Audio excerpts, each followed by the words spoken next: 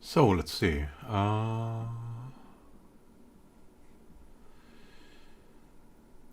that going? Ah, that's better. Nice. Okay.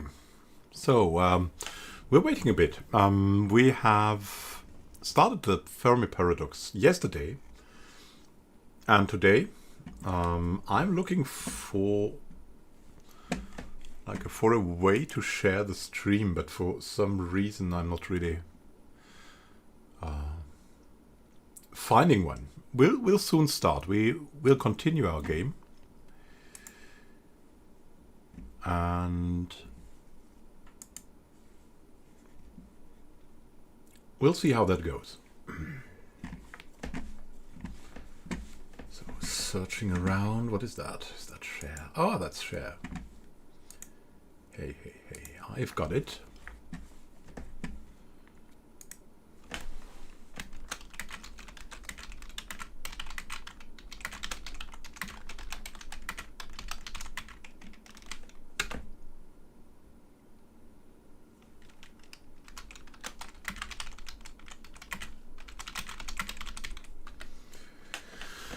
So the humans, the humans are on their way in an arc. That's a pretty crazy story. So the humans left their planet, and they had a utopia. I'll quickly see. Now the Sol system. This planet was once inhabited by a species called the humans. The humans who lived in the Sol system wiped themselves out in an act of horrific carnage. This cruel war was triggered by oil wars, environmental destruction, and losses of resources. The humans left nothing but a wasteland on Earth. So the question is if there will ever be something there again. But the humans are still there. They are here. There's 1.6 billion humans in the human exploration fleet that is on their way to another planet. So they've successfully managed to get there. Then we have, we'll call them the Jazzbirds. They came from a very bad dystopia, and now they are the car. They are the most advanced civilization, and they are going. They're going to colonize Alpha Andromeda. They've sent out their second spaceship, actually. Then we have stranded colonists here. Yeah, thank you. Thank you, Dogstar. That's cool. Nice of you. So, but that has recovered. So we have 380,000 of them here. And we're sending another fleet that is going to Andromeda. So there's that. And then we have burned reaches. That is some furry fish that were nearly extinct, but that are now coming to terms relatively. But they are steering into another catastrophe here with a resource scarcity. But they've reached nautical age now, so that's pretty good for them. Then we have, in the Rama reaches, there's a very new civilization. They're called the Flowers. Hell are our people is a commonly used saying on Tau City 3. Many of the Rama believe that a powerless god has been punished to watch them suffer for all eternity. So it didn't go too well for them too, but it did go a lot better than for the furry fish. So that's the story of this galaxy. So the goal of this galaxy is to make them all meet. And I think why not play the humans for a bit? So I have a strategy for this to make it fun. First, when we have big decisions, everyone will decide with us. When we have like small decisions, I will just click there. I'm relatively okay at the game. Good, yeah, probably relatively good. And so I'll seek to stabilize them a bit, but the big decisions we'll make together, and I'll wait for that a bit. So the human exploration fleet will be our thing, and I will only change, that's the house rule, I'll only change to other species if they have an event. Then we'll change to the other species and we'll play them. So that's a system that works relatively well for streaming. Otherwise, you always go back and forth and things like that. So we have to be very meticulous about that. So we cannot make really catastrophic decisions and then leave, because then the civilization will go into a very dramatic situation. And that can also be entertaining, of course. But we'll... Hey, Anderson, you're back too. Nice. Yes, life for the birds. Exactly. We have Simon Bolin with us. Dark Savant has said hi. And we're going to start soon. We're going to start with the human exploration fleet. So the population is okay, resource scarcity is okay. We're just going to go and collect some synthesis point. Almost a spoiler. Yeah, we'll see. I mean, we're not playing for the quickest end, of course. We're playing a lot for fun. What discoveries await us in the Frogstar system, they want to know. We'll see, but first we'll collect synthesis points. We have a new one, and we can get more resources. Nice. Optimizing the efficiency of the fleet. And now we're going to change to the Rama. They reached the industrial age. Very nice. They start to study electricity, steam power, machine manufacturing. Oh god, I've got to use the one from the dining room. Good luck with your thing. But this civilization could accidentally eradicate itself as weapons development thrusts forth. Interference with the planet poses a serious threat to the ecosystem that has sustained Ramaity through the ages, and that has ruined the humans, but far beyond that age. So, let's see. There's a decision for you to make. We can go for wisdom, which we cannot afford, so no wisdom for us. We can go for normal advancement, which is, I think, an okay choice. What will it do? It will increase the pop growth by 6%.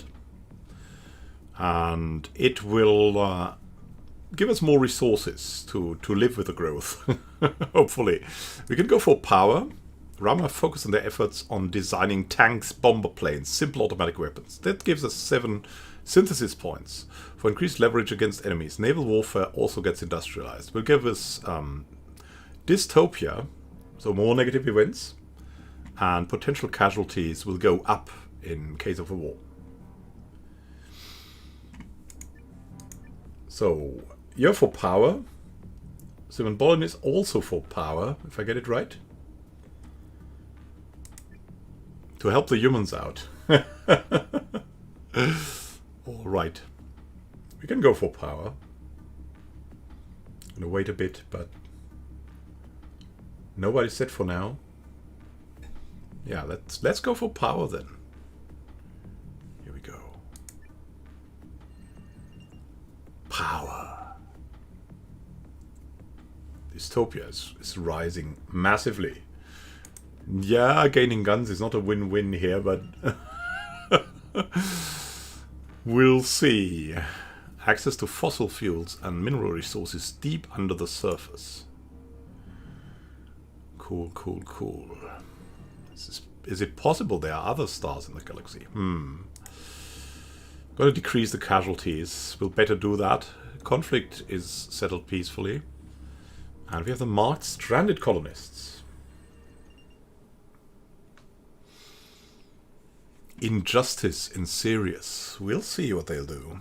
The borders of the Sirius colony are disconnected from the law of the established marked stranded colonists. Colonists and outcasts compete over valuable planetary resource fields. Personal justice and revenge are commonplace in the colonial frontier.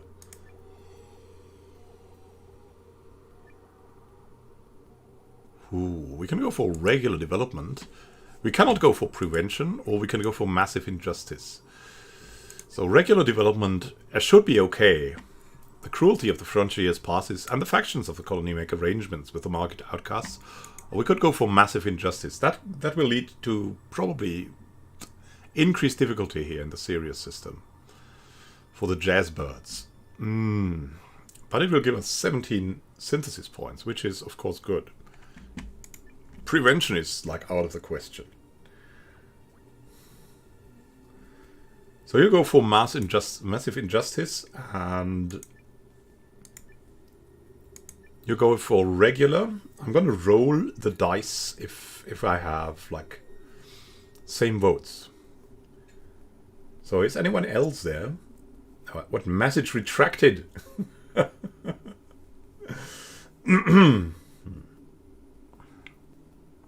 So what's your... okay. So we're going to troll everyone for the humans. Oh god. Oh god. Frontier justice on the Dogstar. The leaders of the colony are not able to pacify the frontier outcasts. The next generation adopts their creed of vigilantism. Hey there. Oh god. I want to say your name, but I just cannot do it.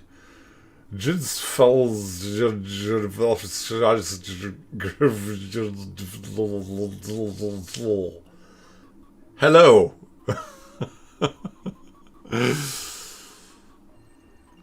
Once powerful faction fails. Oh, we've got 3 wins. We'll see.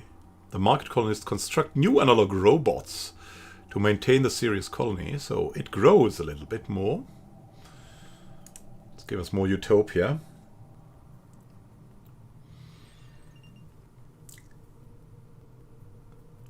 The market colonists build an astonishing monument on Dogstar. Ah, nice. We can advance the age, maybe. The work of a remarkable colonial scientist is widely circulated among the colonists.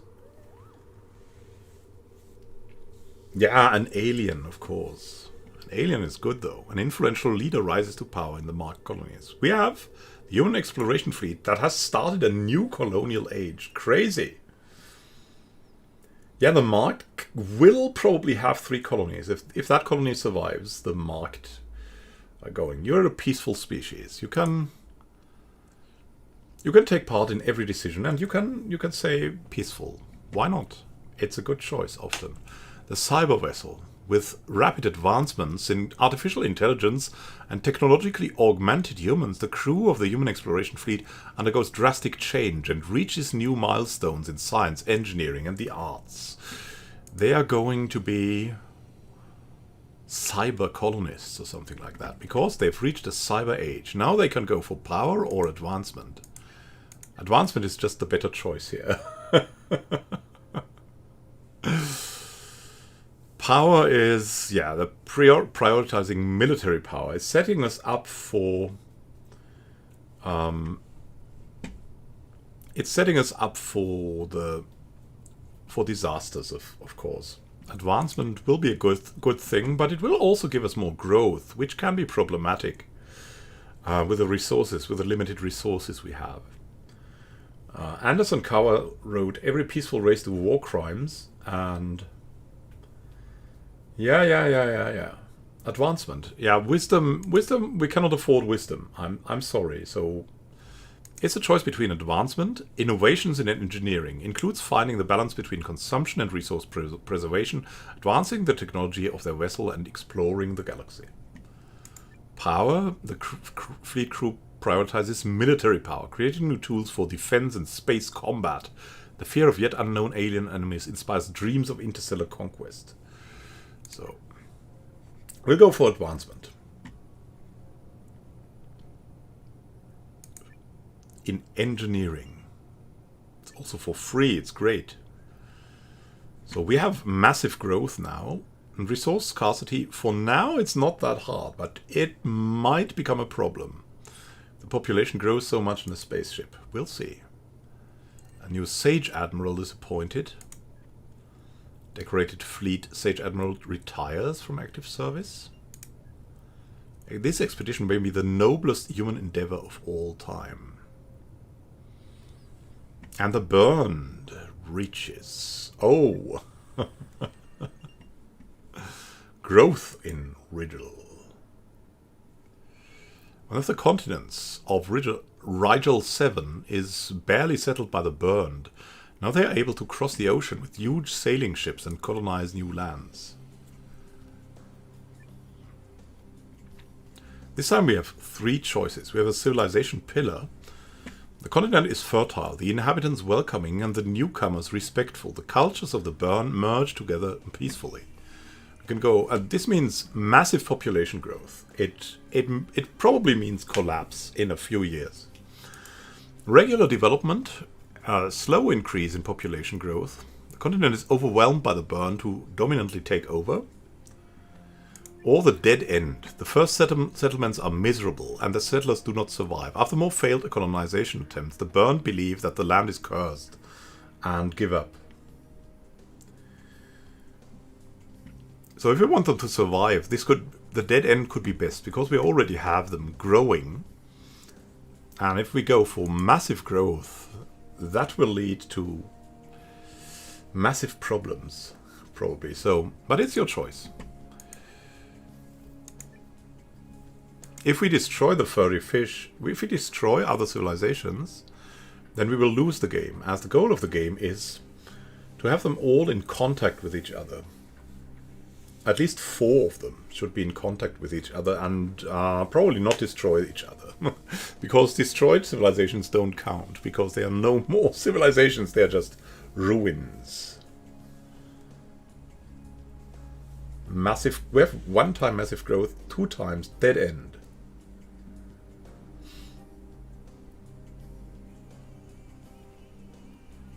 I'm waiting a bit. So if there's anyone who wants to come out, they can. They can.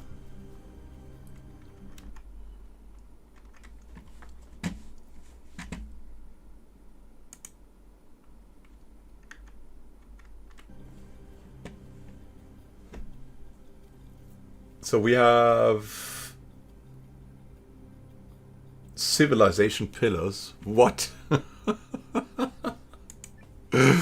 So we'll see how that works out, right? They will have massive advancements, but they might die out. The furry fish, we cannot have that, but the continent is fertile, the inhabitants welcoming, and the newcomers respectful. The cultures of the burn merge together peacefully.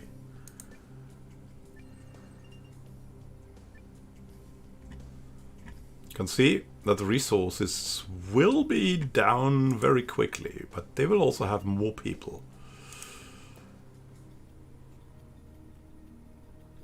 The far future.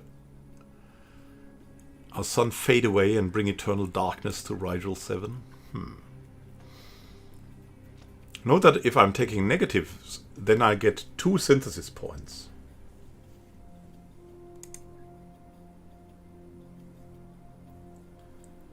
Yeah, the swarm will grow, no worries. But if the swarm grows too much, then the swarm will be no more. So we have to at least a little bit stop the growth and gain more synthesis points. Battle over an important burnt capital is won by an army of musketeers. Is Rigel rotating around our sun?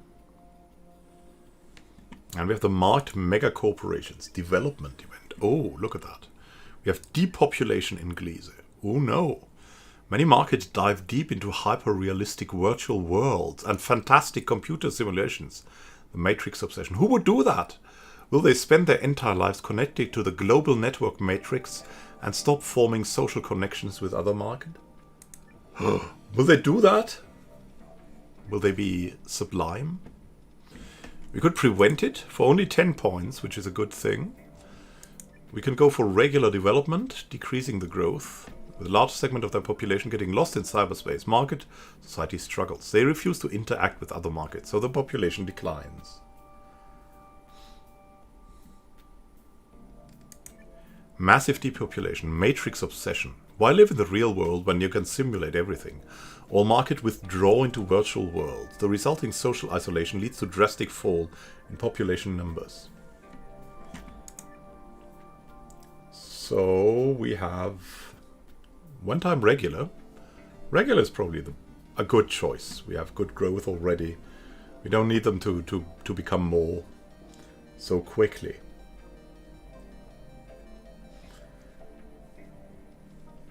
We have once prevention, once regular development. These are the jazz birds. The ones making the contacts work.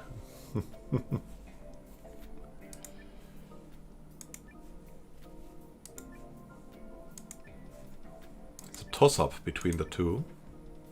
All virtual worlds are connected in the cybernetic matrix, so market can meet the avatars of other market from all over Gliese Sea when we have prevention. So that's also pretty cool.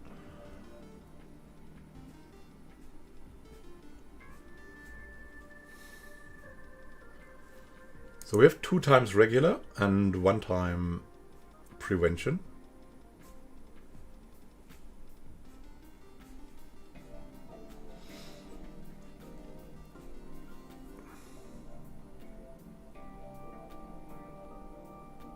All right, all right. I think I'm just going to lock in the regular development now. That will decrease a bit the population growth, but nothing dramatic. So here we go. Significant portion of the market population became obsessed with enticing cybernetic worlds. These individuals did not find the time to procreate. So growth goes down a bit, but it's not dramatic. Can we defend ourselves against an alien invasion? They establish a new mega corporation. And we might advance beyond the cyber age. Knowledge of a remarkable corporate scientist is embedded in sophisticated tattoos that are popular among the market. An orbital fighter squad wiped out the entire private security officers of a mighty market mega corporation. And look at that! The human exploration fleet has reached their destination. Now it's about the landing. Can we make the landing? The cyber colony. After arriving in the Frogstar system, the human exploration fleet lands on planet Frogstar 1 and the fleet crew builds a rudimentary settlement. To adapt to the harsh environment, the humans have cybernetic systems integrated in their bodies, allowing them to breathe the toxic air and become better hazard-resistant pioneers. Yeah, destroy the Earth and go to a toxic planet. Why not? No, the humans have advanced to Tech 7 already. In their fleet, actually. They started with Tech 6, but they advanced in their fleet. So we can not go for the perfect success. We can go for a troubled development. The cyber colony. Resources are scarce in the Frogstar system. So only a few humans were selected as frontier pioneers. They explore Frogstar 1 with their new, fully cybernetically enhanced bodies, while the rest of the colony stagnates in enclosed bases. So we could go for total failure and exterminate the humans. The cybernetic filter systems implemented into the body of every human only work superficially and fail to detect a hidden toxin. Within a year, the entire population of the colony perishes.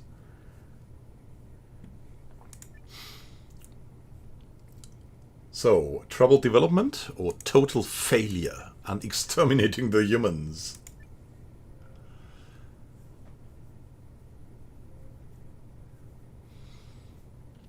It's all or nothing. Troubled development will also have interesting decisions. I'm pretty sure of that. So I'm gonna take a sip of tea, and then gonna look, and then we'll decide.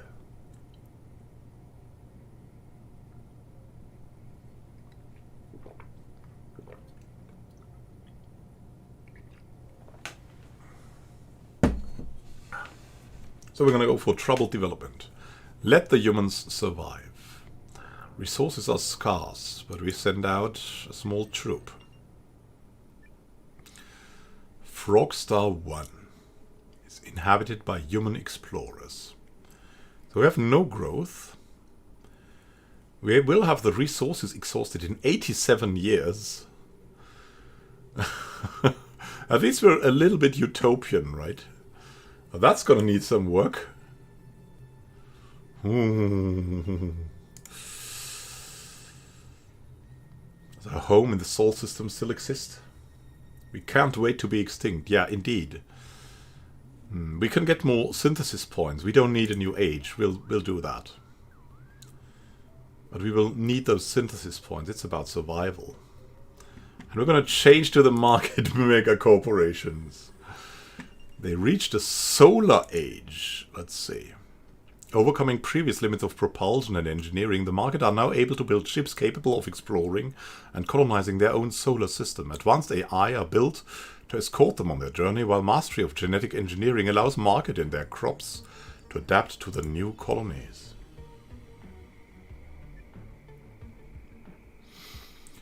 We can go for wisdom for absolutely nothing, which is a great deal, of course. Advancement is something we don't really need, but we can do it. So wisdom will lead more technology and more utopia. Advancement will lead to more pop growth and also more resources. And power will lead to more dystopia and more casualties.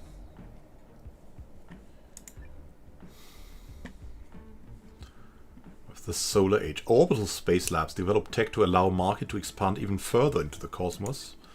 Or techniques are developed to allow terraforming and colony construction in even the harshest environments in the Gliese system. So that's the cosmos, that's the Gliese system, and that a fleet of city-sized battleships patrol the Gliese system to ensure that colonies remain loyal to the government of Gliese Sea. So is it wisdom? It seems to be wisdom. So we're gonna go for wisdom. Go. Our orbital space labs develop tech to allow market to expand even further into the cosmos. The jazz for everyone.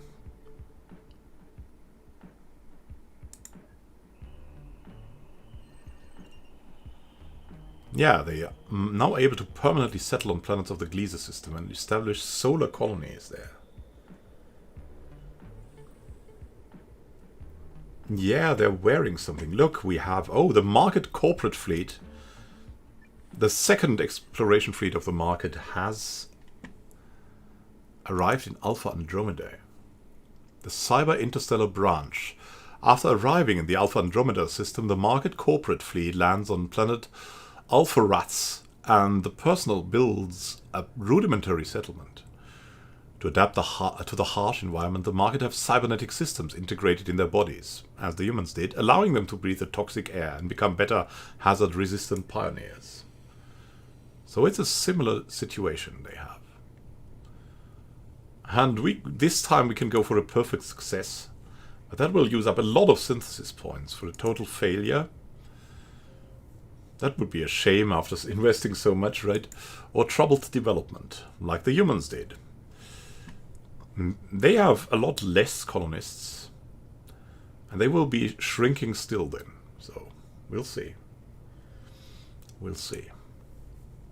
So the perfect success has more technology, a little bit more pop growth, so they don't shrink as quickly, and a lot more resources. Troubled development, we know that it results in no pop growth and things. We can only hope it's no pop growth, or it might shrink even. Total failure is extinction. Troubled development once and perfect success 2 times. So it's 2 versus 1 for now. And I'm going to drink some tea and wait, maybe we have another voice.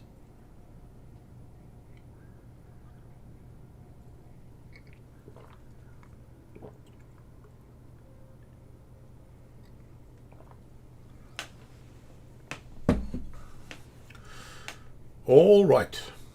Perfect success for the jazzbirds. The pioneers merged their bodies completely with advanced cybernetic systems. That's pretty cool. Letting them wander around freely on Alpharets, they establish a flourishing society of machine-enhanced market. Crazy stuff. But we have almost no synthesis points. We'll see. They begin to make the market Andromeda system their home, and now we have the human cyber colony and no synthesis points, Prince.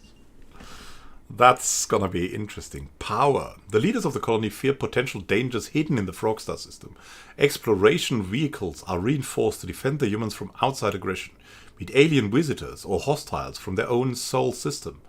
Armed colonial soldiers patrol the colonial bases to suppress any threats from within the colony. It's a dramatic situation. In 76 years, our resources will be exhausted. We can go for prevention, but that's not going to work. We can go for regular development or absolute power. Absolute power might screw us up, because that's not 3 times 2, like the normal amount. That's 3 times the amount. So it's the equivalent of going for clicking 9 times that symbol in the smaller bubbles. That's crazy. So what is that? It becomes a top priority to defend the colony from any threats. The colonial bases are turned into fortresses. As many as possible of the explorers are armed with assault rifles. It's absolute power. Regular development is the colonial bases are reinforced with colonial soldiers. The colony is guarded by exploration vehicles. The humans in Frogstar can now better defend themselves. So we have absolute power once and regular development once. 2 times regular development versus 1 time absolute power. Yeah, absolute power can screw us over in the end, but it could also work. But it gives 7 synthesis points, but that's also not much for that amount of influence it has on the society, right? That's gonna be pretty crazy. So, go for regular development. Here we go. Militarized colony of the humans was heavily reinforced by colonial soldiers and exploration vehicles shortly after it was established. The spirit of these colonial defenders became part of the human culture. Yeah, we had... Yeah, hi there, Mile a Minute, and Mikolai, you're back there too. Yeah, I should have said hi much earlier, but hi anyways. Hi. Glad to have you back. So, here we go. I hope we can do a little bit. Yeah. And I'm going to let them shrink a bit. Because resources. And they have 1.7 billion. So, colony decline reduces the human population in the Frogstar system. And we have more resources. Colonial planners establish new resource management methods for the militarized colonies.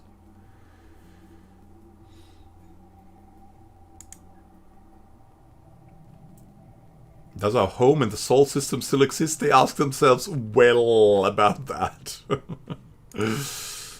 We'll decrease your tech a bit. A colonial scientist manipulates data in the Frogstar system. It's about survival. Tech doesn't really help much there, so we can use it to gain more synthesis points. More utopia helps. The humans author several volumes on the colonization of Frogstar 1. We have a development event for the market cyber colony. A great war threatens Alpha Andromeda, and we have no synthesis points. The battle over paradise. The colonists have found the most beautiful place to settle on Alpharets, but the land region is claimed by multiple factions who send out colonial soldiers to secure this paradise for their leaders. No more jazz. We could have gone for peace, but no. We can go for total war, which destroys absolutely everything, and we cannot colonize the planet anymore. We can go for regular conflict, which will screw us over a bit, but will at least preserve the planet, and we'll lose 144 million people. And destroy some resources as a as a top off. Yeah, this is bad. Hey, welcome back, Philip Salvathan.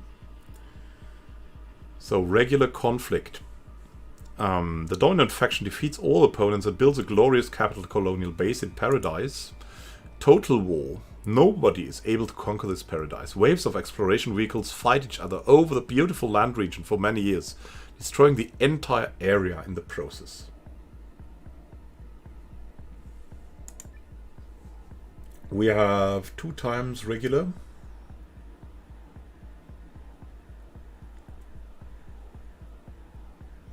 Yeah, we'll see. We have multiple colonies now on the brink of extinction currently. So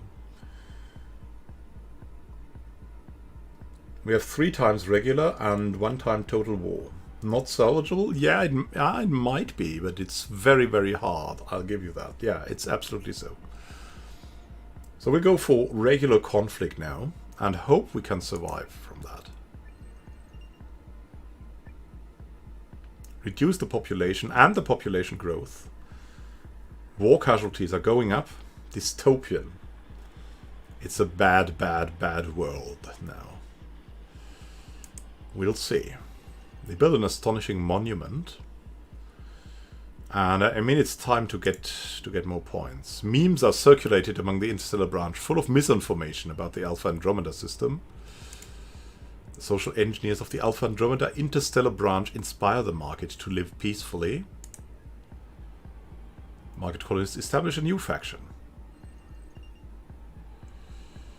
And we'll gain more points. We need more points here. Will we ever adapt to the strange fauna on Alpharats? Conflict between two major marked cyber colonies is settled peacefully. The market authors several volumes of the colonization of Alpharats. And we have an event on the Rama regimes. We have stabilized that, so we can hope it will be okay. But what will the Rama now do? Paradigm shift in Tor City. Mass-produced house appliances. The introduction of time-saving household appliances shifts the domestic landscape of the Rama. Traditional roles are upended by liberation from menial tasks. With more time on their hands, new family and work structures appear. Sounds good. Sounds good. What will we do?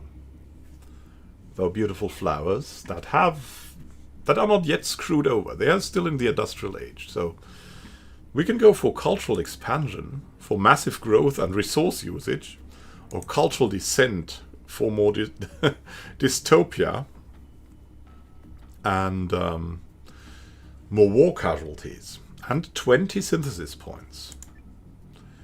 Let's see. You can decide. So household devices become a status symbol among the Rama. The drive to own the latest devices compels the privileged, and society uses this free time to raise more Rama offspring. Cultural descent. The leaders of the Rama reject the social threat of these wasteful bourgeois machines. Instead of encouraging social change, these appliance factories are repurposed into weapons facilities. I have one time cultural expansion and then descent. Expansion versus descent. 2 times descent. 1 time expansion. 3 times descent. Ooh. Can we come back from this? I'm going to take a sip of tea and then we'll decide. Locked in on the descent.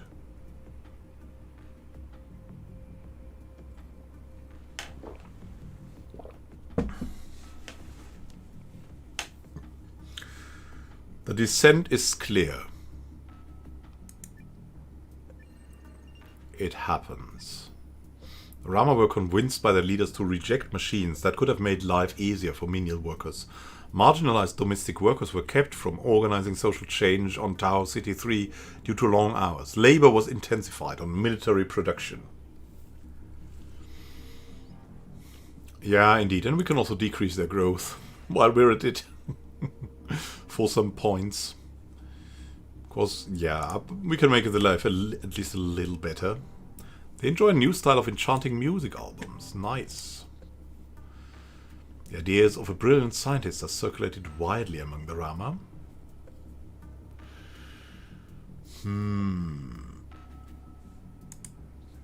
They celebrate their history with a cinematic magnum opus.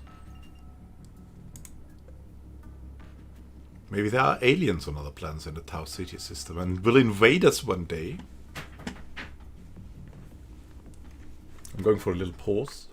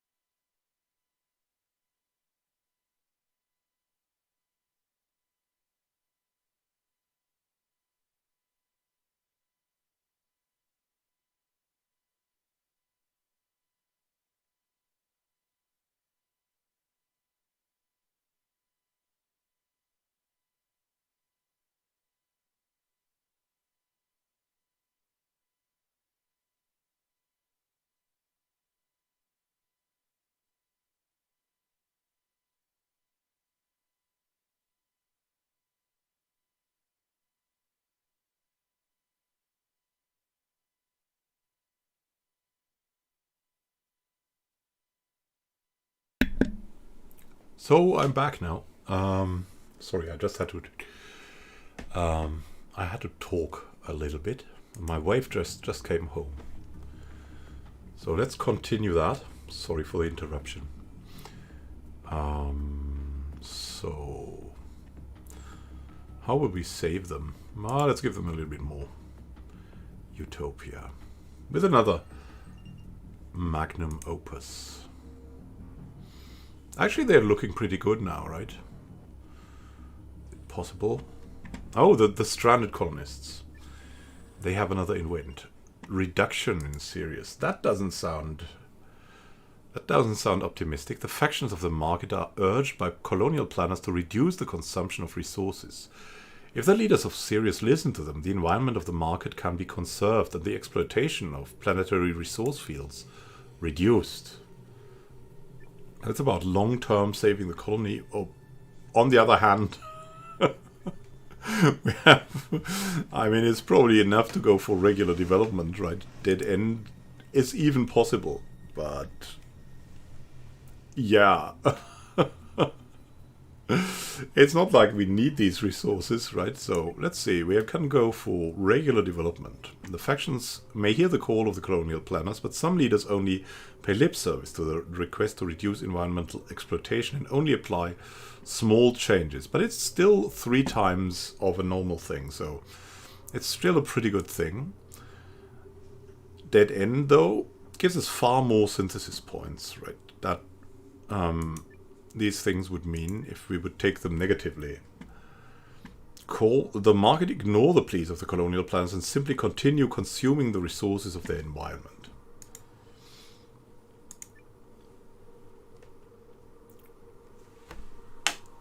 So, dead end, we have one time bad end. Thank you, Philip Salverson.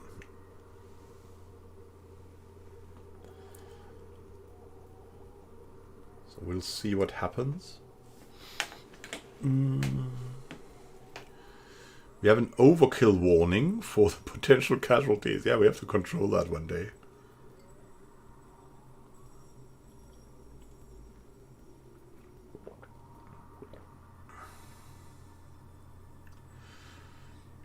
Yeah, I have a theory that we need like around 50 synthesis points per civilization running to preserve them all in matters of crisis, because crisis can happen very quickly and then you need like 100 points to really save them.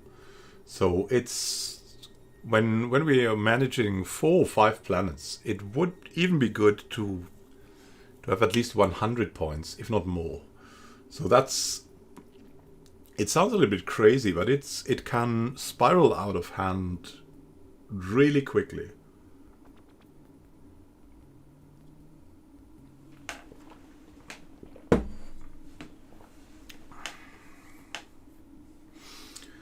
So regular development is definitely also a good decision here, because it's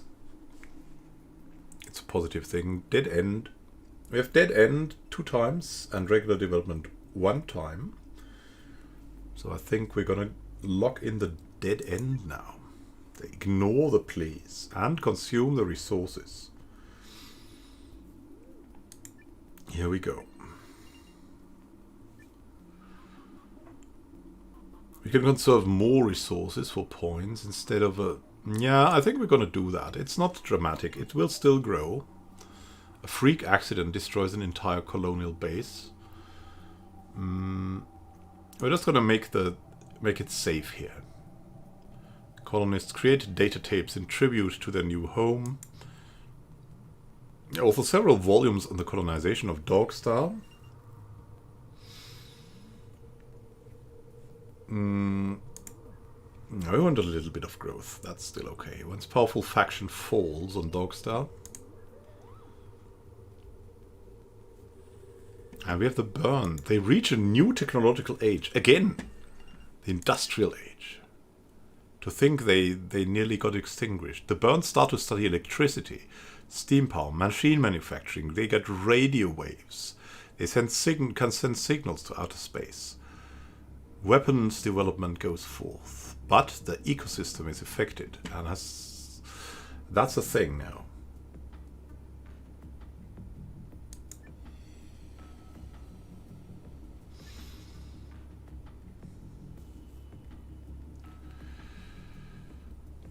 Advancement is really cheap.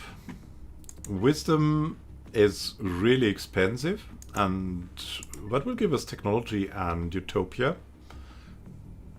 Remember, it's always 3 times. Like, advancement will give us 3 times pop growth and 3 times resource. Yeah. Ooh, that's going to be interesting. Power will give us 3 times these effects of potential casualties and dystopia, which is really bad too for 5 points in my opinion, but you will decide. We can go for wisdom. This age sees an explosion in the burn potential for telecommunication via radio waves.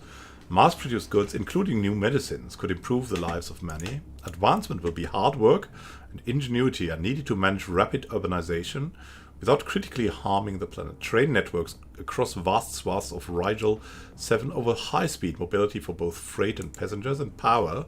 The Bund focus their efforts on designing tanks, bomber planes, and simple automatic weapons for increased leverage against enemies. Naval warfare also gets industrialized. It's Hearts of Iron 4. So we have power, 2 times power, 2 times advance.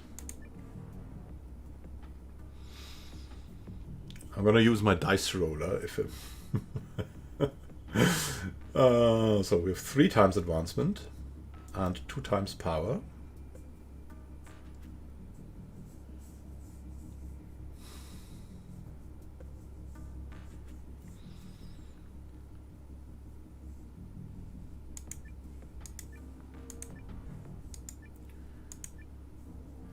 So we're on advancement, and I think we're going to go for advancement.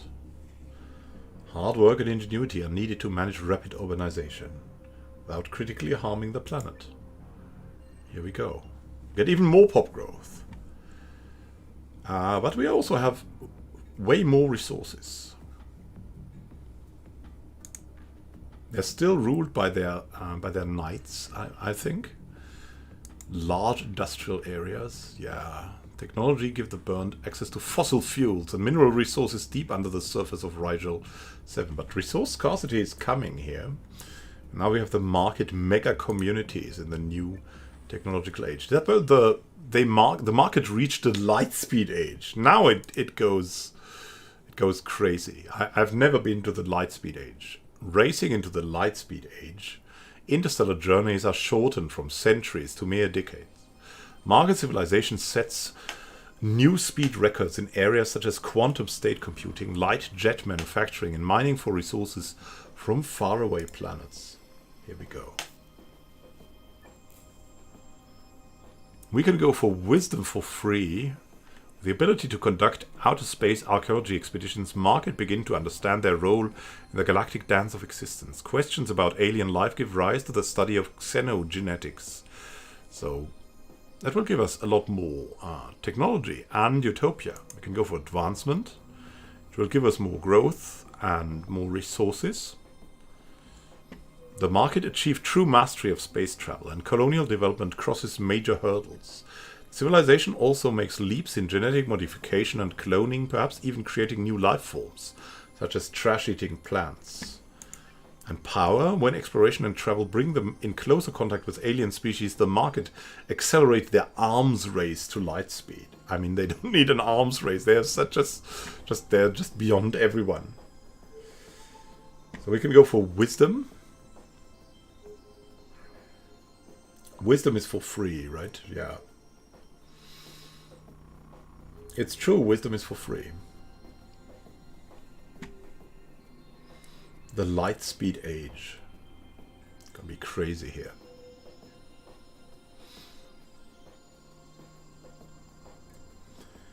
Yeah, wisdom. I think wisdom, but I'm still waiting a bit for more voices.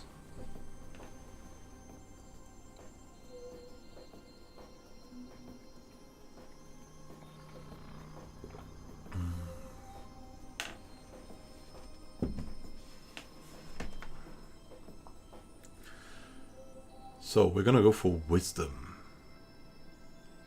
Market begin to understand their role in the galactic dance of existence. Questions about alien life give rise to the study of xenogenetics. I'm really looking forward to the next age here. I don't know. I don't know what will come after the Lightspeed age. What will come there? They are now able to create expert planetary cities everywhere in the Gliese system. Harvesting the resources of gas giants even. Now the human cyber colony goes there. Enlightenment in Frogstar. Oh, that sounds good. The human colony is full of hope and passion for building a better world. The engineers among the explorers argue for decades over how to shape this new world into a paradise for every human. Let's see. Ooh. We can now afford something. We can make it a utopia. For very high cost, a civilization pillar in the Frogstar system. The pioneer spirit of the explorers inspires the social engineers of the humans to lay down a new way to build a just future. It will give us massive amounts of utopia. I mean, we don't really need it much, but it would be a cool thing. It's a pillar, so it might change their name. We have regular development, which will give us a little bit more utopia. 3%. No, 6%. Some of their ideas are very progressive and inspire the entire militarized colony, but they also fail to question more problematic approaches to building a new society. And we have the dead end, pragmatic leaders come to power after the pioneer generation, and they discard the progressive ideals of the early explorers. So we have 2 times pillars, regulars. Yeah. They have so little resources because they had a terrible start, definitely. So it's crazy a little bit. I mean, having more synthesis points is also something. The pillar would be good in the future, but do we have a future with 22 years? That's whoo. Just have too many people here. We need a war.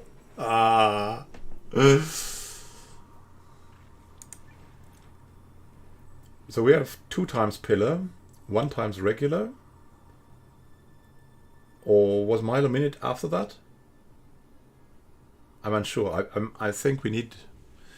Yeah, we need someone to make like some stars or something after a decision is taken. So I can discern when something is said, because I don't have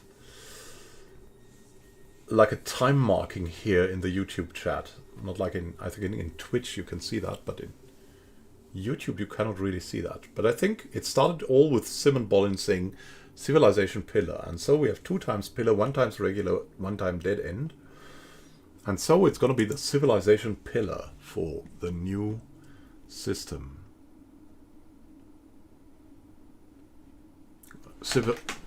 Drink and then we'll decide.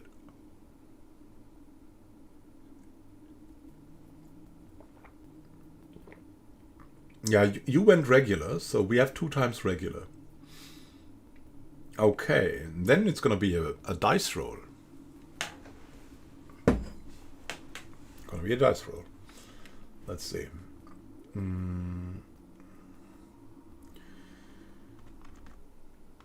So I'm preparing for the dice roll right now. Ow. Where do I have my dice roller? Here. Oh, everybody changing to regular. Okay. I love democracy. Yeah. Okay, then it's regular development. Because regular is 3 times and 2 times the pillar.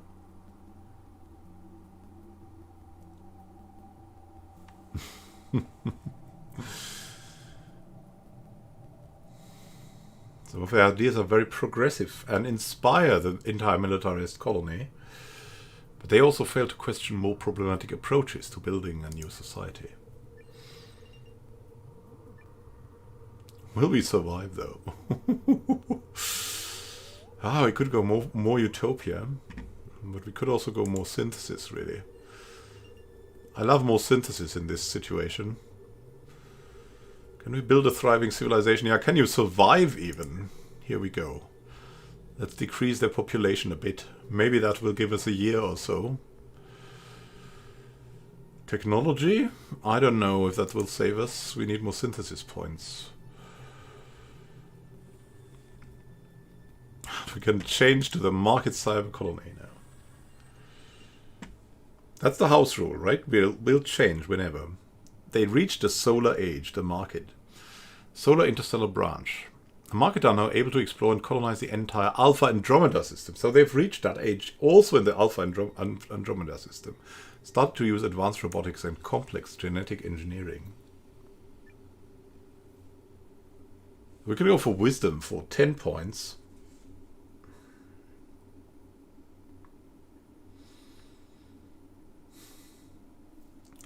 We can go for advancement for 0 points. We can go for power to gain 20 synthesis.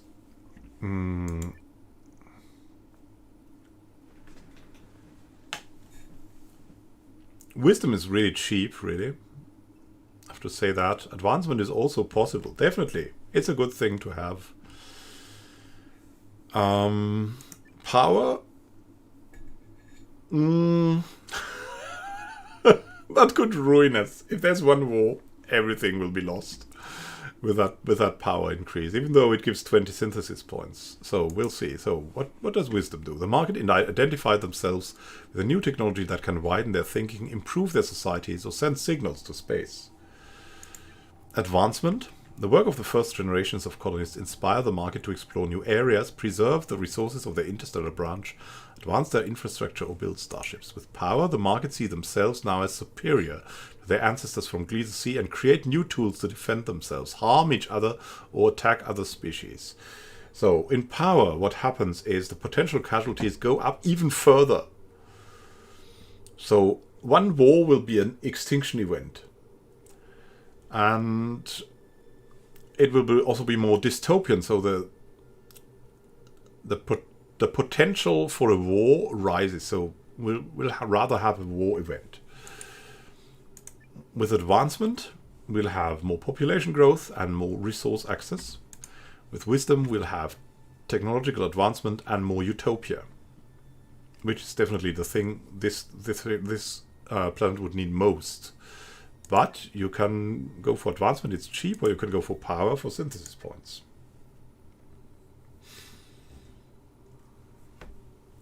Yeah, we like extinction events. Roll a dice at the parliament. Sometimes you think that would be a good decision, or a better decision, right? Just rolling a dice.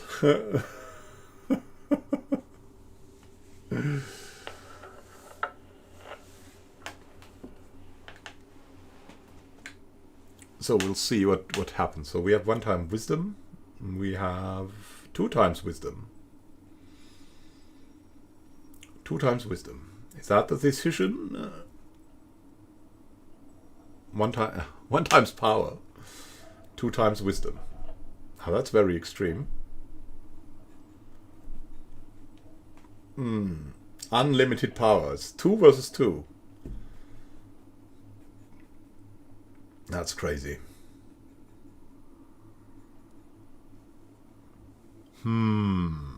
It's 2 versus 2. I'll roll the dice. I'll give you a sip of tea in time, and then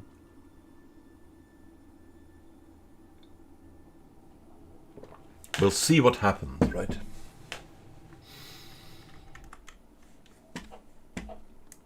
May the dice decide.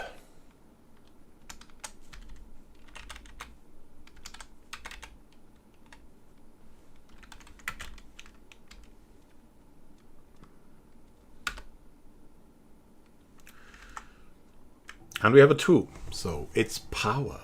We're going for power. They see themselves as superior to their ancestors. And invest into everything. into everything bad. Look at the potential war casualties. It's an extinction event. Power of the new technological era drive the colonists of the Alpha Andromeda system to look down on the progenitor of their species, and they call the Andromen, and they call themselves the Andromens instead. They are now the Andromens. The Andromens are now able to permanently settle on planets of the Alpha Andromeda system. Cool. Harvest the resources of asteroids and faraway planets. The resource scarcity is still there. They mourn the death of a beloved leader. We go over to the Rama regimes. We'll see what happens there. Knowledge in Tau City.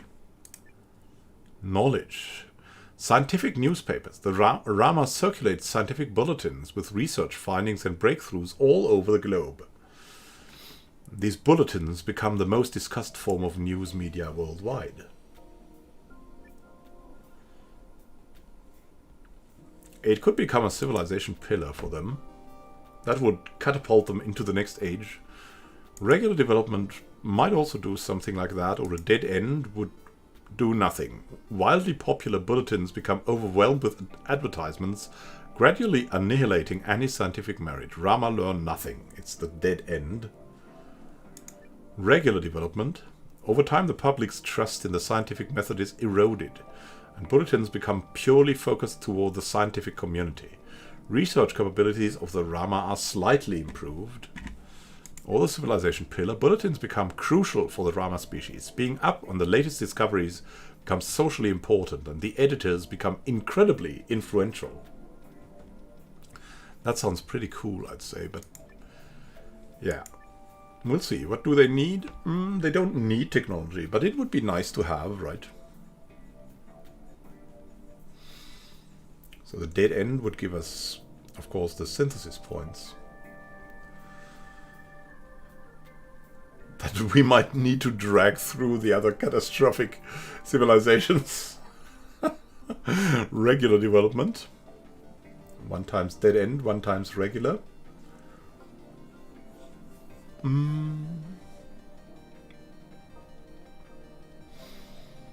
Yeah, they're in a relatively good spot, so they can live with anything at the moment.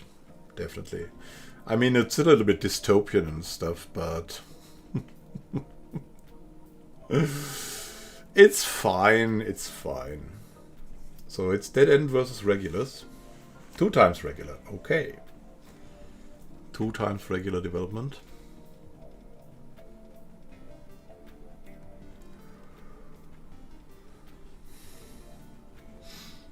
Yeah, we can go for regular.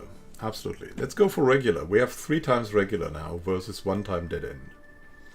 Unlikely it will be chosen differently, so regular development.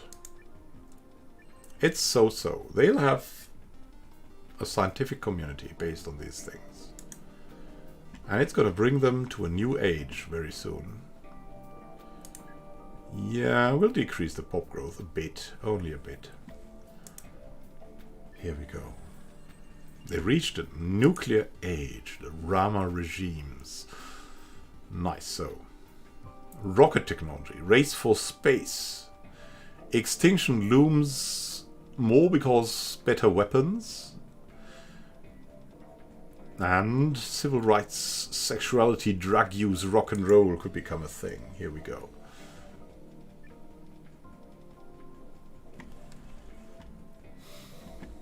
We can go for wisdom, which will cost us nothing. In turn, advancement will cost us something.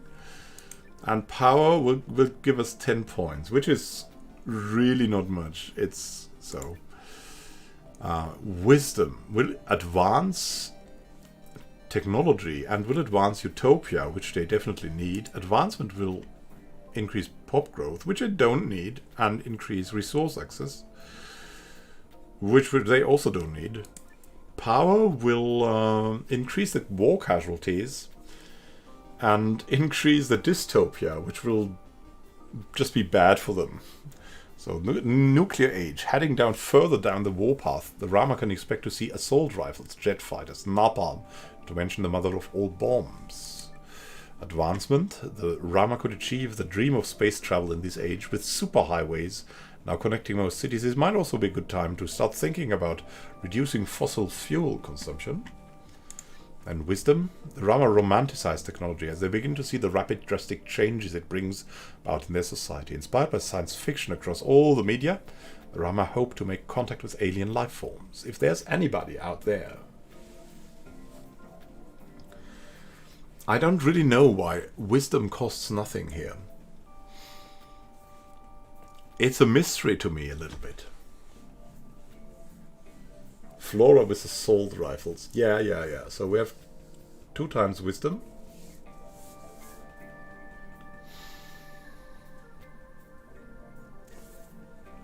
I think we're just going to go for wisdom now. Here we go. No, we have power. 2 times wisdom, 1 times power. Okay. Wait a bit.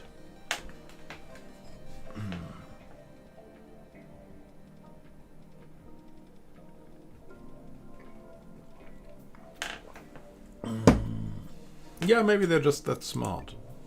A little bit dystopian, but smart. Let's go for wisdom.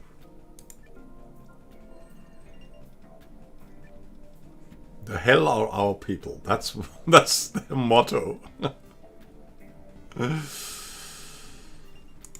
Can support large residential areas now.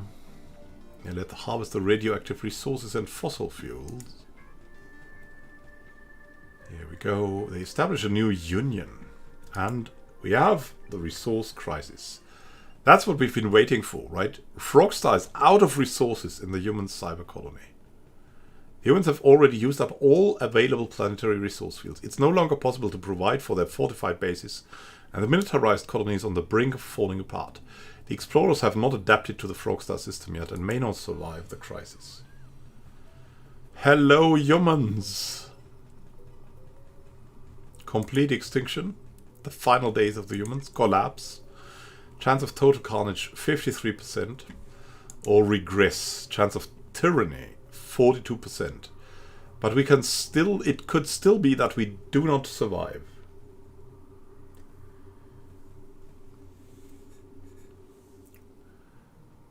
So it's a dice roll. I'll do that after the event, Anderson. And then we'll go back to the humans. So we have regress chance. To survive, the humans need to abandon their fortified bases and form small self-contained communities. The fall of the human militarized colony could lead to oppression. We have collapse. Chaos and panic lead to the complete disintegration of the human cyber colony. Will the humans take their assault rifles and eradicate each other, or will they find a more constructive way to deal with the collapse? Complete extinction. These are the final days of the humans. As the factions fight over the last remaining planetary resource fields, the fate of the militarized colony is sealed through the use of fusion bombs.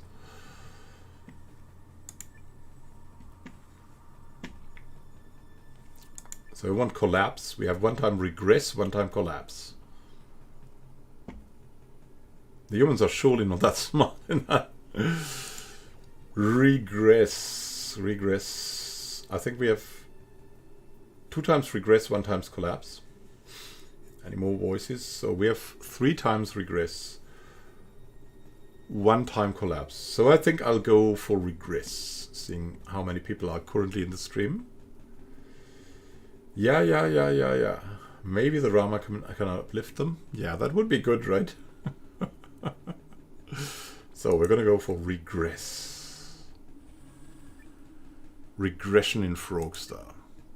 I think it's going to be another decision right now. After using up all of their planetary resource fields, the human research colony succeeds against all odds in keeping their society alive without turning to violence. They abandon their exploration vehicles and colonial laboratories, start living in small self-contained communities. But how many humans can survive this way?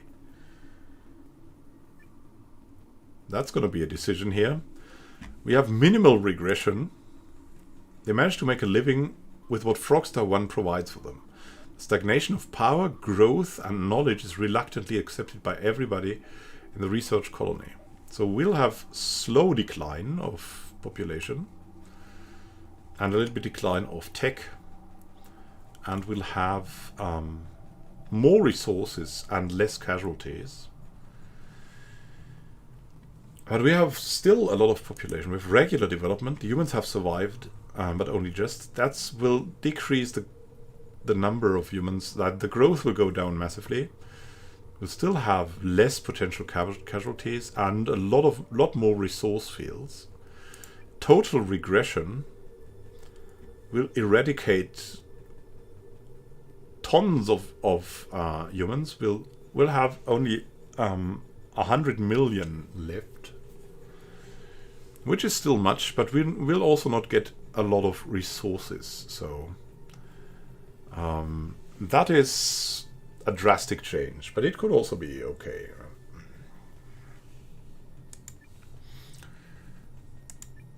So, the minimal regressions. The humans managed to make a living with what Frogstar 1 provides for them. That is what we had. The regression.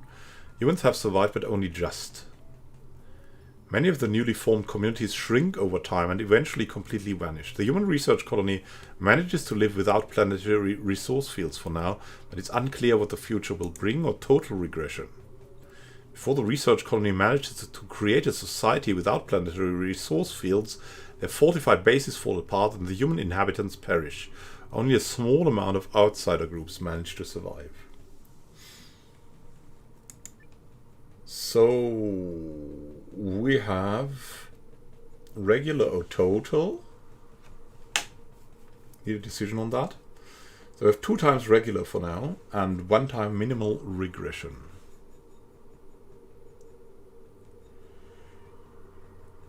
Two times regular and 1 time minimal regression. With a tendency to regular, probably, when Anderson decides he wants to do that.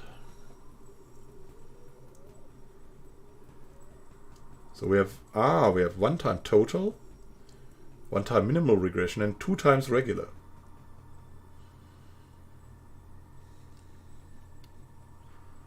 It could be the extinction of the humans. It could also save them by culling their population with a brutal strike.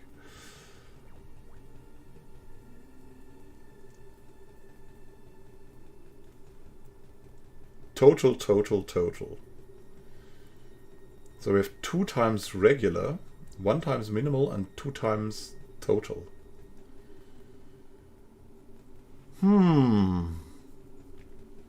Then we'll go for the dice roller. You still have time to do something before I decide for the dice roller. So regular is a 1 and total is a 2. Let's roll the dice. It's a 1. Go for regular development. Only just survived. See how that works. And look at that. It has went relatively okay. So the population is shrinking. We have more resources. We still have 7,800 resources.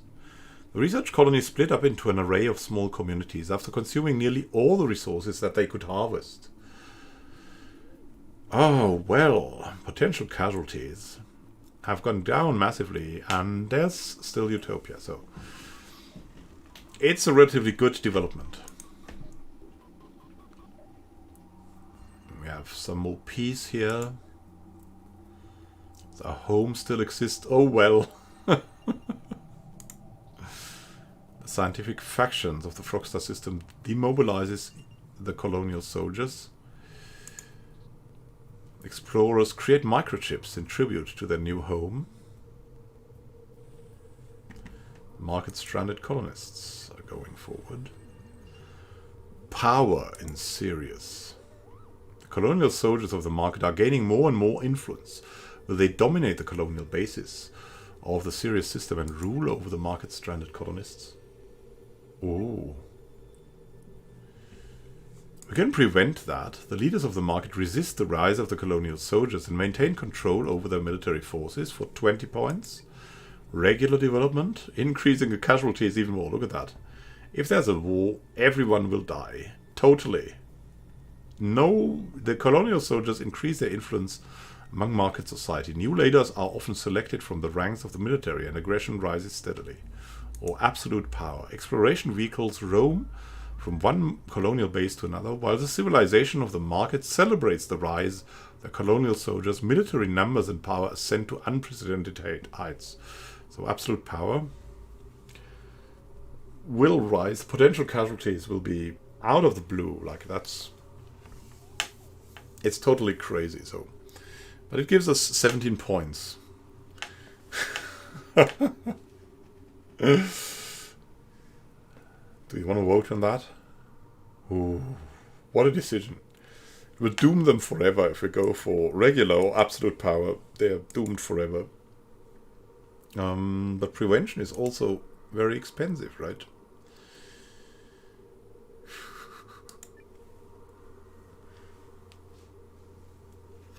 So 1 times prevention. And then do we have more?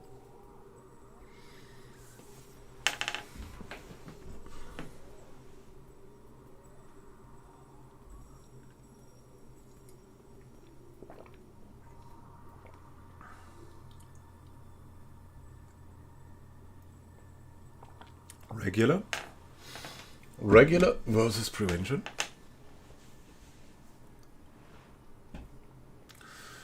Two times prevention, 1 times regular.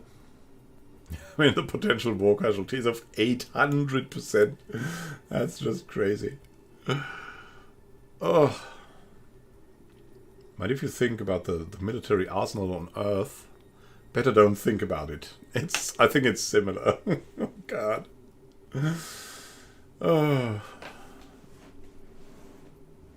But that's the humans. They are masters of extinction, as we've learned. Prevention.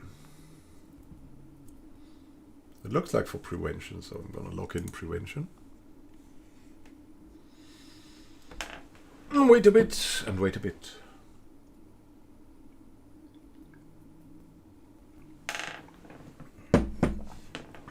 So here we go. We'll go for prevention now. 3, 2, 1, go. The leaders of the market resist the rise of the colonial soldiers and maintain control over their military forces. Oh,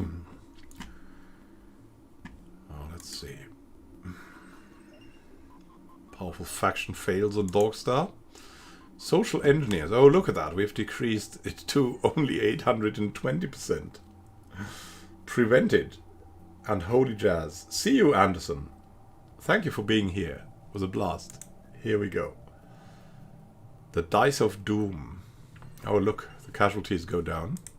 Let's do that again. Demobilizing many colonial soldiers. Oh yeah, only 700%. Social engineers inspire the market to live peacefully. Maybe could gain more synthesis points. We don't need a new age with even more casualties. Manipulating data in the Sirius system. Okay. The Market Mega Alliance. New technological age. The singularity age. We've reached the singularity age. Beyond the light speed. The market create machines capable of recursive self-improvement. These constructs can build even more powerful copies of themselves autonomously, growing their potential with each generation. The path to true artificial intelligence is clear. The singularity. We could go for wisdom, which is expensive, advancement or power. Let's see. Wisdom, it will increase the technology and will increase the utopia. Self-learning AI is able to process data and innovate faster than any market scientist. Breakthroughs in all fields of research happen almost daily. Advancement. Machines transform themselves to take on tasks such as cleaning up the environment, building market habitation and acting as caretakers for the elderly. Will increase the pop growth and the resources we have available, power, adaptive robotic soldiers upgrade themselves after every conflict, soon evolving into the most deadly fighting force ever created by the market. Gives us 20 points and a lot of dystopia and potential war casualties. So 1 times wisdom. But what then? What then?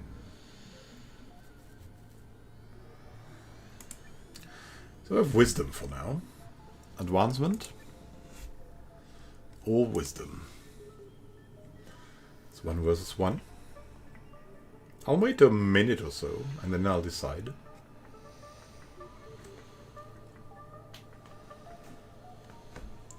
Background, we can hear their strange jazz.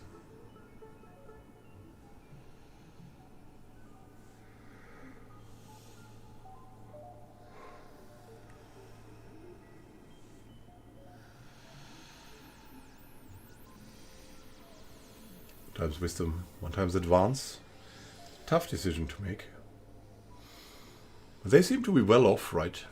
Do they need wisdom? Maybe not. It could be good. Too much pressure! Oh no! Oh, come on. We haven't screwed these up yet. Also, I mean, the game is a little bit mean sometimes. There's just some events that are just catastrophic, that will wipe out people. Especially when you're in low tech. You have events that are crazy. Like, of course, the classic dinosaur extinguisher. Something like that. Too much pressure. Then we'll roll. 1 for wisdom and 2 for advance. We have wisdom. Screw them! I've chosen wisdom. But screw them? What does screw them mean?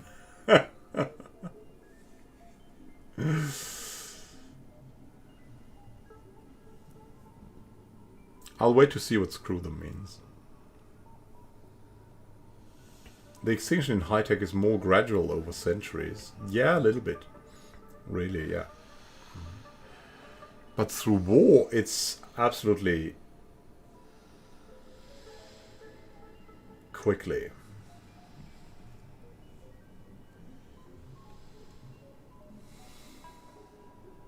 So, we'll go with self-learning AI is able to process data and innovate faster than any market scientist. Breakthroughs in all fields of research happen almost daily. Here we go. The market mega clouds. Oh, you meant power. I'm sorry. Now I've chosen differently now. For the wisdom we rolled. I thought you would retract that and not say anything because you had too much pressure.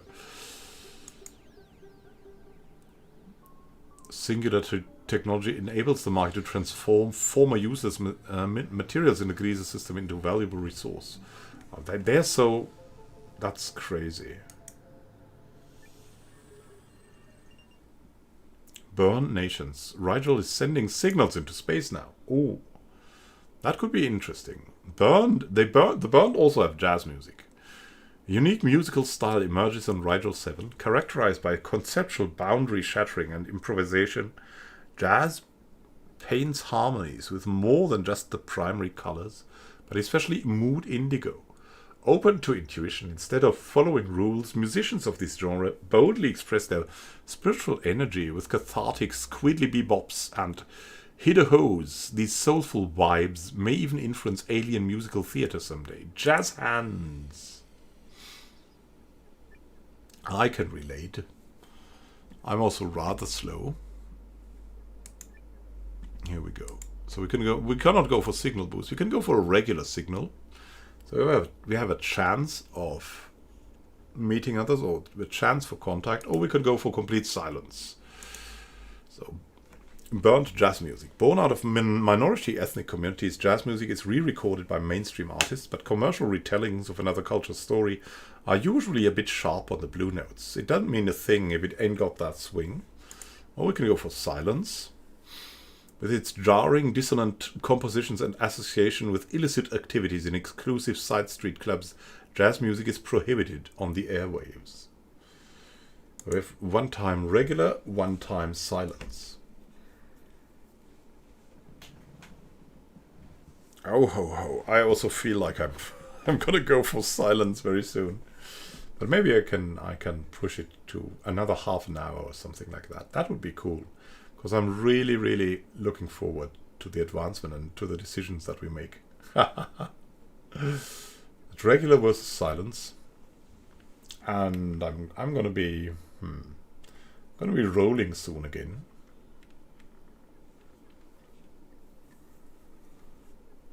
Ah, the pressure.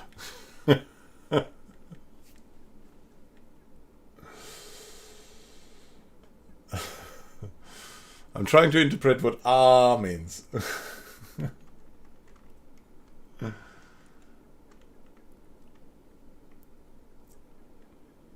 You're not tasked to do an optimal decision. Just do what you think. Right? Do what you feel in that case. We're not in there for optimal decisions. That's totally out of it. We're playing stories. Let the dice of might decide. Okay. So regular is 1 and this silence is 2. We have a 2. We'll silence them. No jazz for you. Won't meet anyone. The wild, unfettered spirit of jazz came as a shock to many, and religious fundamentalists on Rigel 7 condemned it as diabolical music. While the celebrated art form lived on through big bands and little pianos in underground clubs and private homes, jazz was banned from the radio in the industrial age, and few recordings of this genre exist.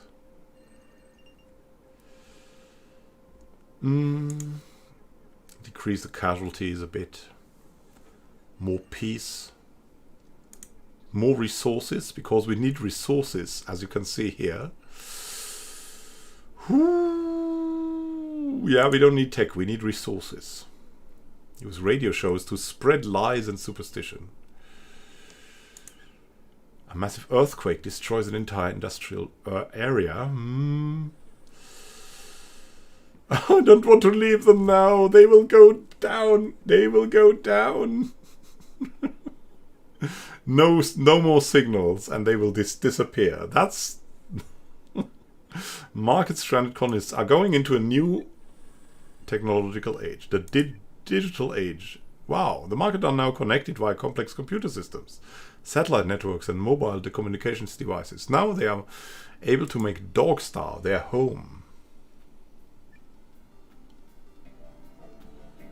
We cannot go for wisdom, so we can go for advancement or for power. Advancement will bring us more population growth and more resource access, which would probably be an okay thing.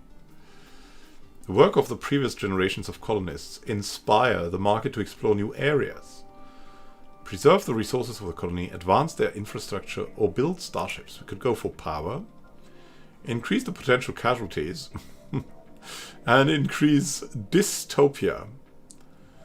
The market see themselves now as superior to their ancestors from Gliese AI and create new tools to defend themselves, harm each other, or attack other species. Yeah, we don't have the knowledge to make optimal decisions. Absolutely. And we don't get told that knowledge, but it's like in real life. You think you have a solution, but a random event might just come along, or you might have incomplete information. Incomplete information, that's something terrible. So power.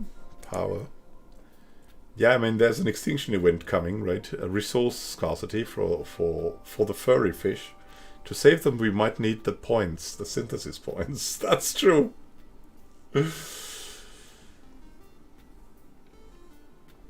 I'm gonna sip a drink, and then advancement is also probably good. It's good for them. It's good to advance.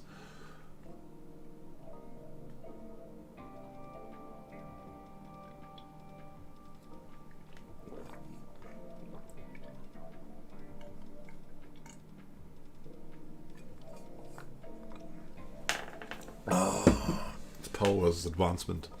I think it's the dice again. For now.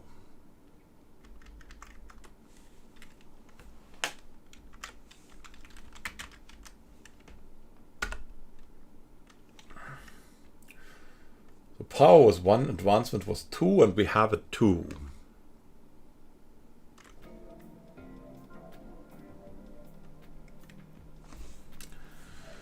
The work of the previous generations of colonists inspired the market to explore new areas, preserve the resources of the colony, advance their infrastructure, or build starships. Here we go.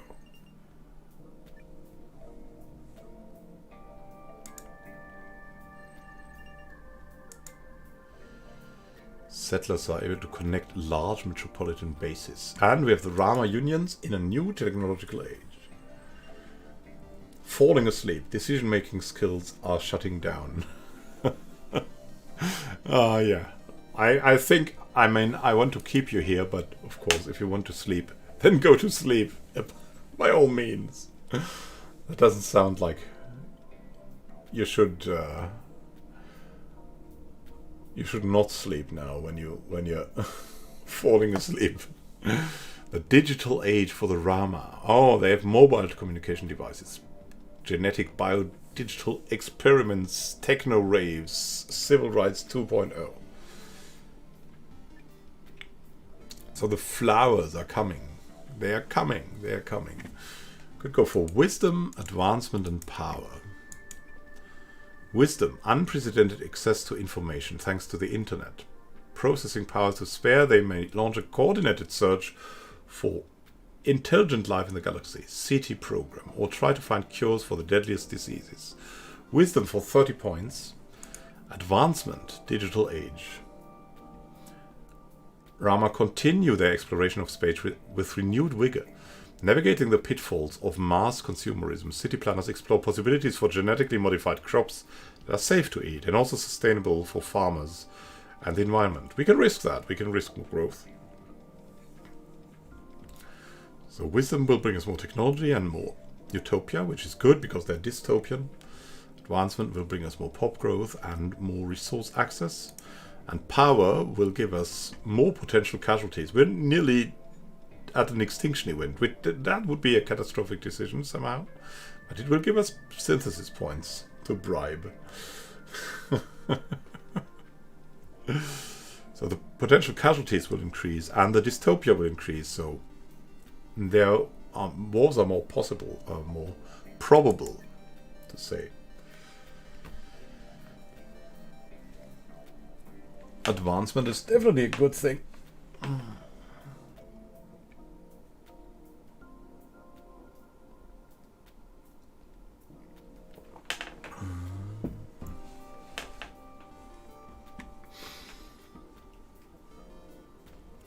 Yeah, so we have 2 times advancement and we have only 4 viewers anymore. I think our man has finally fallen asleep. Here we go. They continue their exploration of space with renewed vigor, navigating the pitfalls of mass consumerism. City planners explore possibilities for genetically modified crops. Yeah, have a good night. Have a good time sleeping. And dream well, rest well. See you soon, I hope. Thank you for being here. City planners explore possibilities for genetically modified crops that are safe to eat and also sustainable for farmers and the environment. It's good advancement. And they have 10% growth now. Ooh, flirting with disaster. Suzerain, yeah. I've been looking for that, but it's maybe a game that is too big. Along with Stellaris and such. So I definitely want to return to Stellaris, but I just needed something light-hearted.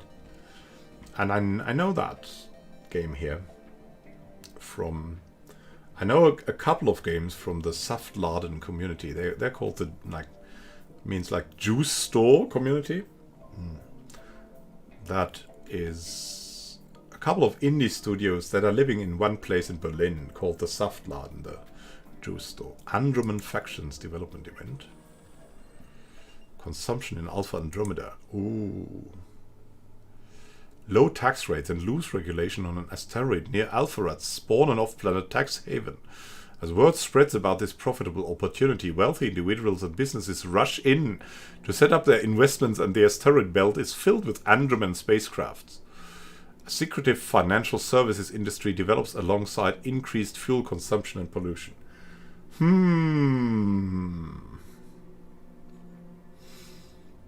Hey there. Kevin McFerrin. Nice. Nice to see you. Yeah, I'm giving it up. So we can go for preventing the tax haven. In a coordinated global effort, the factions of Alpharat's crack down on off-planet tax havens. This prevents excessive consumption of resources and other shady dealings.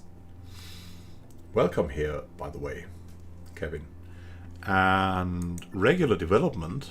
While many Andromedan factions sign an agreement to blacklist the asteroid tax haven and prevent wasteful travel, others refuse, succumbing to the pressure of rich lobbyists whose sole aim is to protect their investments, which would decrease resources, massive consumption.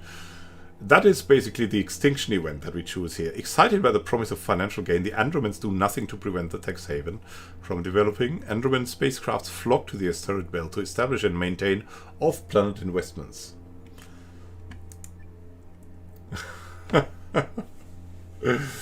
So we have to choose quickly now. We're only 3 people. Hey, got on the channel from the old I have no mouth and I must scream videos. Oh, I have to try that out. I don't know that anymore. How did that send you to my channel? That sounds like horrors or something like that. Prevention. Locking in prevention. I'm going to decide a lot quicker now. There are fewer people around. So prevention will maybe save them. We'll see. We'll see how that goes. It's an old game. Ah, okay. So yeah, we'll go prevention now. Prevent the tax haven. It costs us 10 synthesis. Ooh. Oh no! Yeah. Let's increase the potential casualties. Why not? A new line of energy rifles were fabricated. Very good, very good. Oh no. Body horror to the most extreme. Crazy. Does our home still exist? Oh.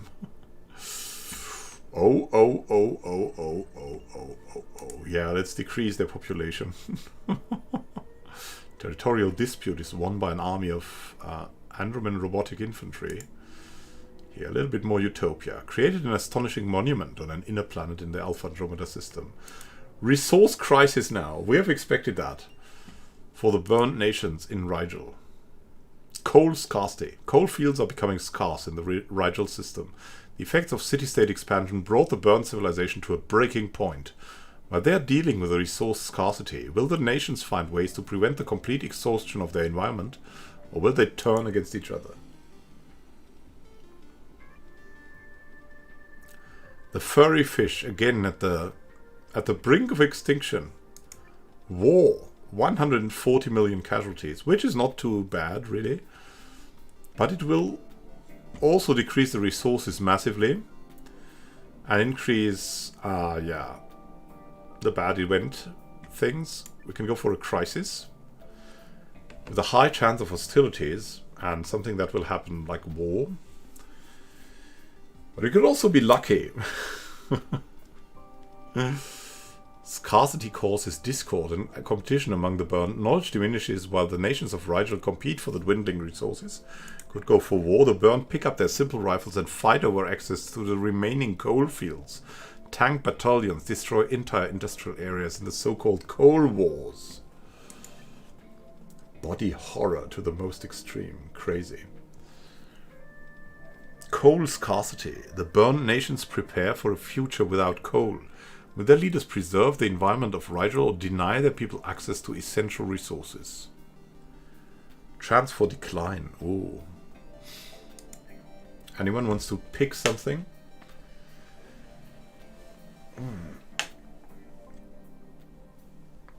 I might go for the crisis dice roll. Precaution costs so much, it's crazy. But might not survive the coal scarcity then. And I don't want to lose the furry fish. They have been such crazy things throughout. War is just, that's gonna lead to extinction later. It's definitely going to lead to extinction, I think. So the crisis, and wait, a tick, a small tick.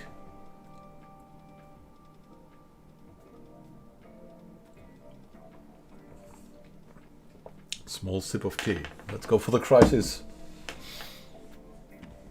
Scarcity causes discord and competition. Knowledge diminishes. What will happen? Mitigation. That doesn't sound so good. Infrastructure of burned society is falling apart because coal fields are becoming scarce. Many technological advancements are not sustainable anymore. Laboratories are left behind and the people of Rigel are trading knowledge for survival. We could have regular mitigation. Laboratories are abandoned. The coal crisis turns scientists into survivalists, but the burned do their best to preserve their knowledge. We could have technology decay, mitigation of scarcity. The coal crisis throws the burned into complete developmental shock. Wow! Within a short time, they lose all the technological knowledge of their scientists and regress back to the Iron Age. But they're saved, probably then. Strong mitigation.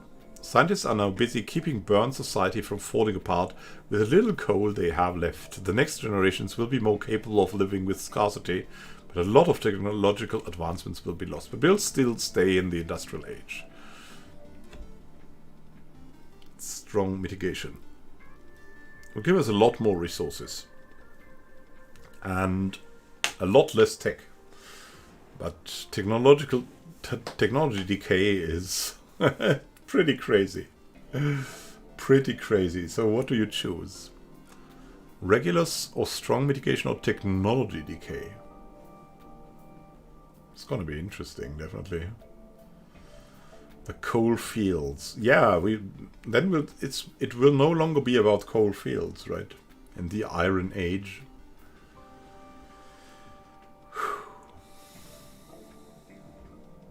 Gotta wait a tick. A sip.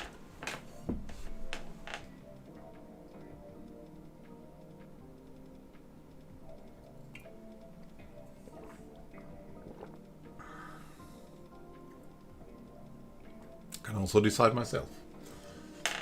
And I think I want to go for something interesting with a lot of synthesis. Technology decay. Send them back to nothingness. The coal crisis throws the burned into complete developmental shock. Within a short time, they lose all the technological knowledge of their scientists. Bam. Coal scarcity led to a developmental collapse of the burned society. And the resources are still... They're still coal fields, though. They're still coal fields. The people of Rigel regressed back to the Iron Age. It's possible that around other stars in the galaxy there are planets like our own. Who knows? Who knows? In the state-of-the-art laboratory, the burned discovered new scientific insights. In the Iron Age, we have a laboratory. I mean, it's early access with 3S, so There's definitely a reason for that. We have a developmental crisis. Growth in Frogstar. Explorers of the Frogstar system start to expand their living environment. With the aim of the human cyber colony to promote growth in a major research colony, plans are made to construct many new fortified bases. So we could make a big expansion. Fortified base expansion for 10 points. A settlement rush sweeps through the entire research colony. Countless fortified bases are constructed and the human explorers build the foundation for a new civilization. You can go for regular development for a little bit more pop growth or a little bit less pop decline. Not all of the fortified bases built are successful in environment of the Frogstar system, but the colonial population still prospers and slowly expands their research colony. Or we could go for a dead end. The humans underestimate the hazardous environment of their new home. The Frogstar system claims all newly constructed fortified bases. Whoa, that's going to be interesting. I mean, we have exact values there. So the civilization pillar will give us 18% growth. So we'll have 2% growth there for the humans. And we'll see how that works out. I think that will work out okay with the civilization pillar. We'll also rename them into something. That's an interesting choice. Regular development will slow their population decline, so we'll have no resources problems. It's okay. And dead end will give us a lot of synthesis points, which we might or might not need. We'll see. What do you decide? Take your pick. It's time to take your pick if you want. And pillar, regular development, or dead end. I'm gonna do it. Or I'll decide myself. For something extreme, maybe. Let's see.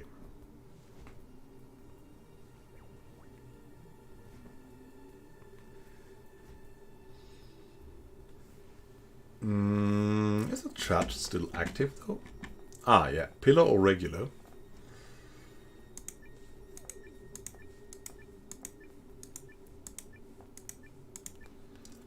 That would make me roll the dice. I think I need a dice roller for YouTube, but I'm unsure. Do we have a dice roller? Not in the regular menu.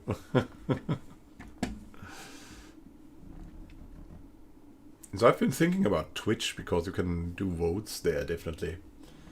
But I don't know if every channel can do that. Or installing a bot here. Pillars. Yeah, alright, we'll go for pillars then. I think pillars is definitely a good choice too. It brings them back to a little bit of growth. A good growth. Countless fortified bases are constructed. The human explorers built the foundation for a new civilization, which they need, definitely. The spirit of this civilization building generation became a central aspect in the culture of the humans. The human explorers now. Make them more utopian too. Decrease the weapons. Demobilizing. Well,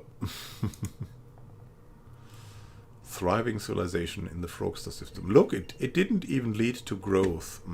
Interesting.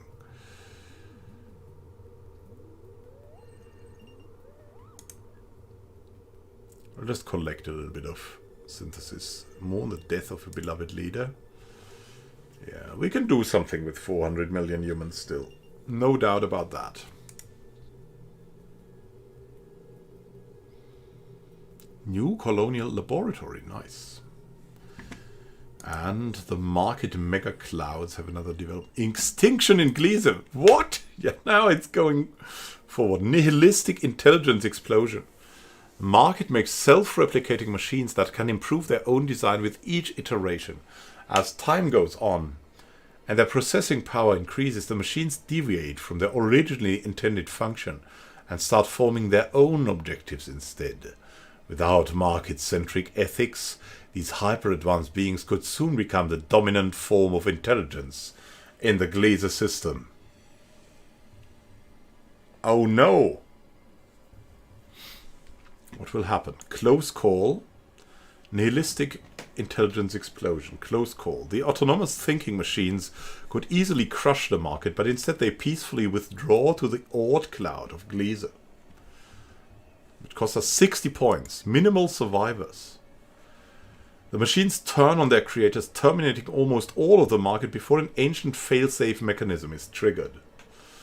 And Jeff Goldblum installs a virus somewhere, probably. Complete extinction. Deciding the market civilization has no purpose. The machines instantly end all biological and artificial life in the Gliese system. Hey there, Silent Snow. Welcome here. Close call. Save them.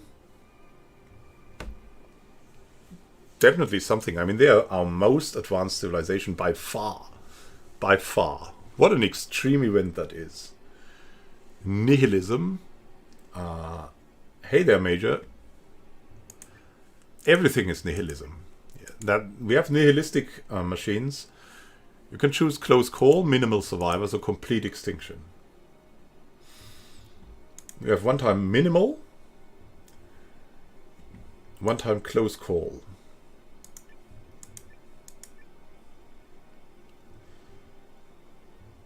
Nihilism would be most costly one. Hey, the close call. Hello there, Major. Nice to see you.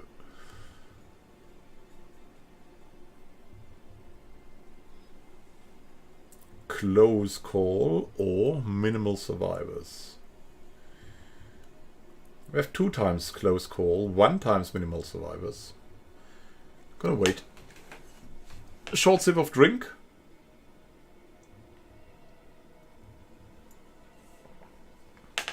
And here we go. Close call, Kevin McFerrin also.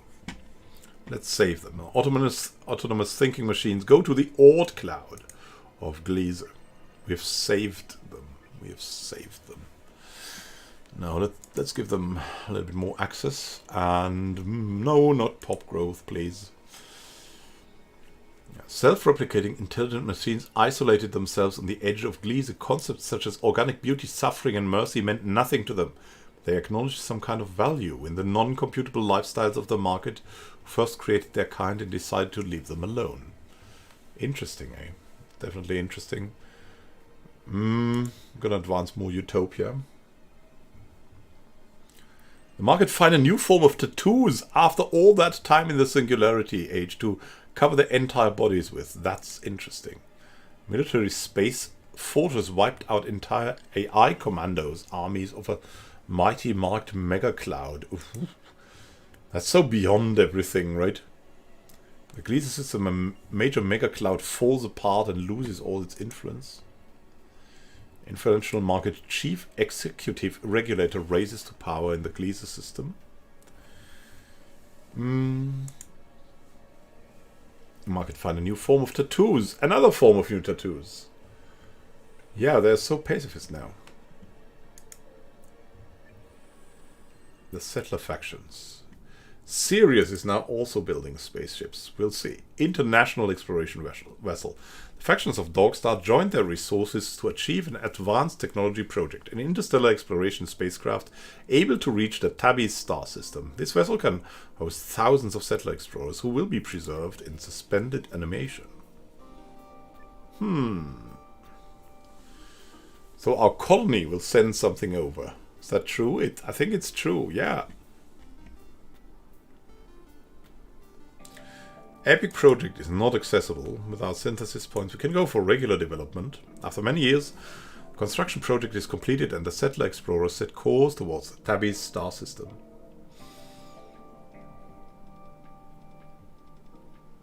Yeah. I'm also happy you're here. The fur fish are so crazy. Dead end. A long dispute about funding and mission goals breaks up the international coalition. Without global support, the space exploration project is never completed.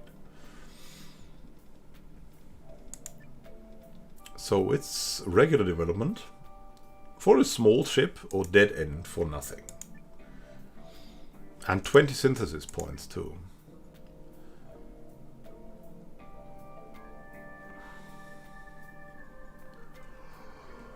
One versus one now. You decide. It's going to be definitely interesting. how this plays out.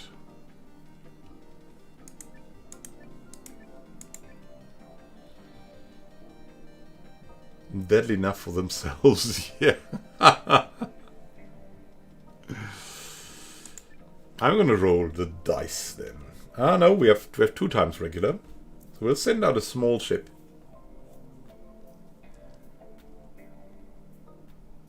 Sending out a small ship. Dead end now? Okay, okay. So we'll go for a dead end now. Change. So I'll give you some seconds to decide. Never mind regular, back to regular.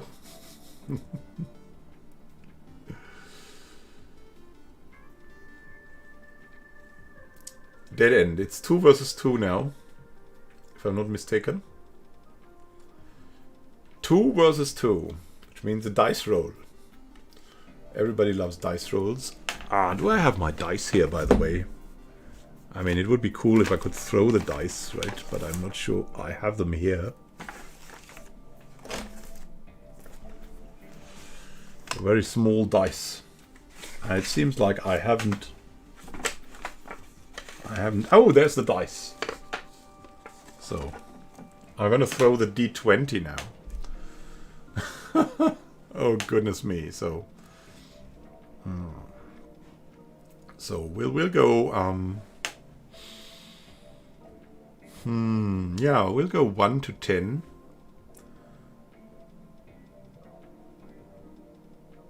And 11 to 20.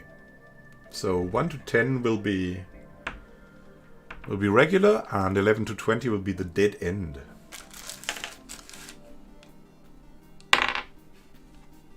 We have a 12 now. Which means we'll go dead end. Never completed.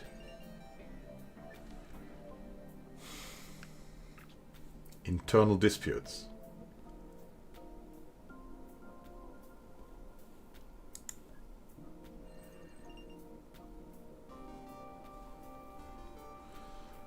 Digital Age technology let the settlers optimize their access to all resources on the Dogstar.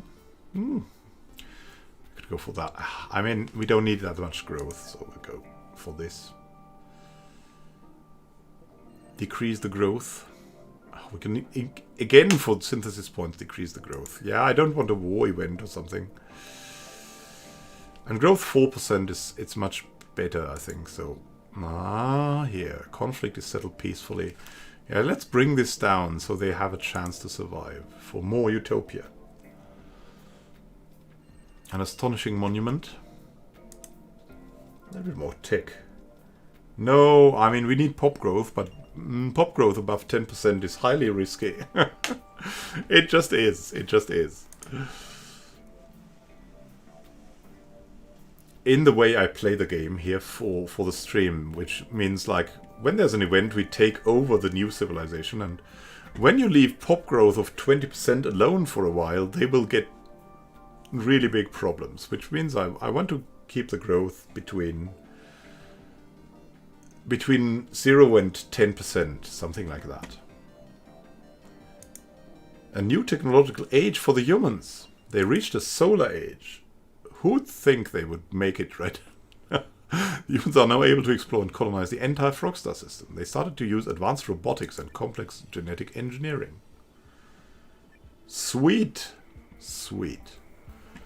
We give them wisdom? We can. So that will increase their technology, and it will increase their utopia. The humans identify themselves with a new technology that can widen their thinking, improve their societies, or send signals to space. We have a chance again for a signal. We can go for advancement, increasing the resources, and the population growth again, which could be a sensible thing to do. Or we could go for power. The humans see themselves now as superior to the ancestors from Earth. Yeah, they definitely are there because they're still alive, and create new tools to defend themselves, harm each other, or attack other species, which increases potential casualties and dystopia. So advance.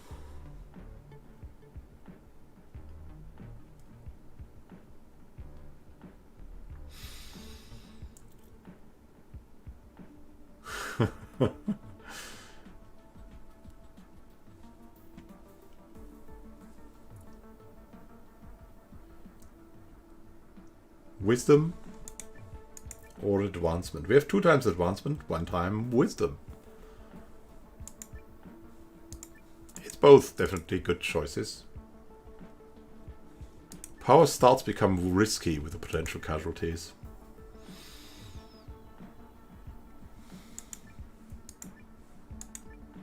But we can play after the story and not only after optimized gameplay. They're big enough. They need to tech rush now. Yeah, it's true. They have enough people. But we have 2 times advance and 1 times wisdom, so go for advancement.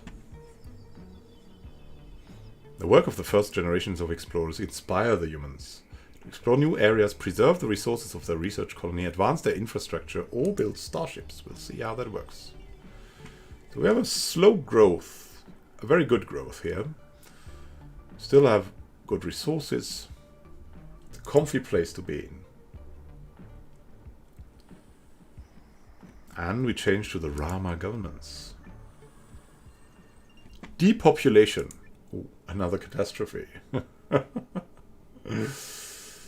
I've been too late for the wisdom. Wisdom often comes too late. Colony collapse disorder. Insect animals responsible for the pollination of agricultural crops start to abandon their queens, leading to the collapse of whole hives. That is resembling Earth right now, right? The causes for this phenomenon are unknown, and if the trend continues, Tau City 3 will face a global hunger crisis.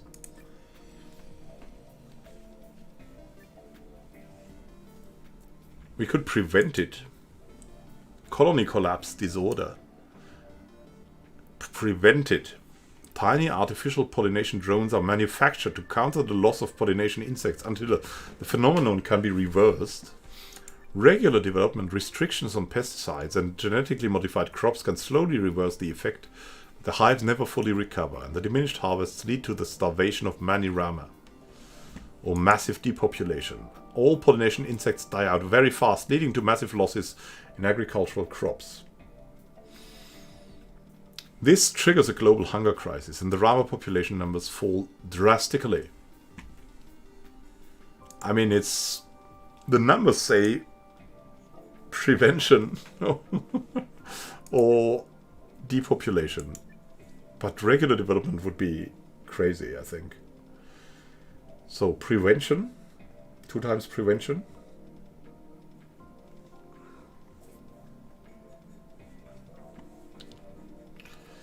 Yeah, we can definitely prevent it. Here we go. Tiny artificial pollination drones are manufactured to counter the loss of pollination insects until the phenomenon can be reversed. Here we go. We'll prevent the loss. And the least bad thing is a little bit less pop growth. Natural hazards. Yeah, you can see that. And more utopia, please. Dystopia is... 10% isn't enough for the swarm. It's true, but what can you do? Prevention. Now, is the latency going up so much? Next time I'll go for ultra low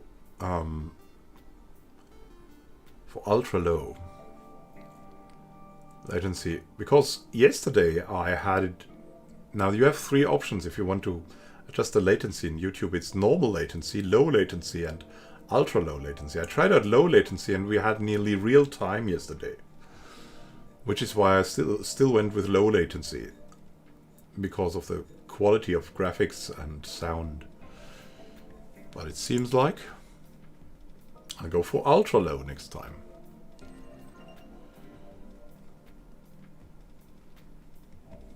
Restoring. Pollination engineers are used to restore a polluted land region. Nice.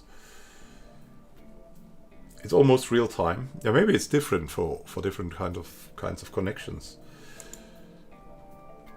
Because that was the feeling I had too, and then I thought, yeah, we'll keep it that way. The pops are definitely okay. I think you'll see that. 8% growth is definitely a good thing to have. when we play after the house rules. And Andromen factions, Alpha Andromeda, is sending signals into space now. Ooh, frequent spaceship traffic between the colonized planets of Alpha Andromeda creates a buzzing cacophony of communication signals used to coordinate trade routes, security fleets, and interplanetary freelancers. Some of these messages might drift through the cosmos and reach another star system. Ooh. Let's see, what will we do here? In the solar age, we cannot boost the signal. We can have the regular signal. Andromen trade is primarily conducted through the most prosperous sector of Alpha Andromedae, which happens to align many spaceship signals towards Gliese or silence. Fearing espionage and piracy, the traders apply a stealth protocol for interplanetary travels, so no communication noise escapes towards the stars. What's your choice in this very advanced colony of the car? So it's regular signal. Hive don't care about utopia. Dystopia. About quantity only. Yeah.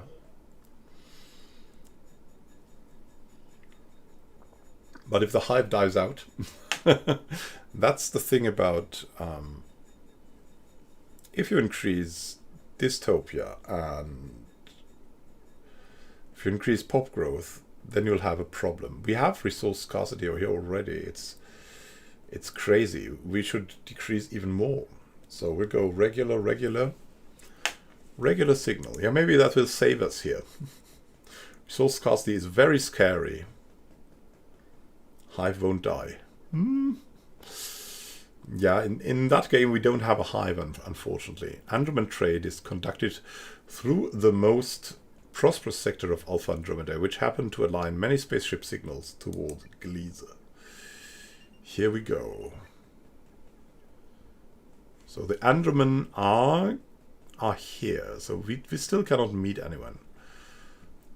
And I think until we see something, we'll continue on that screen.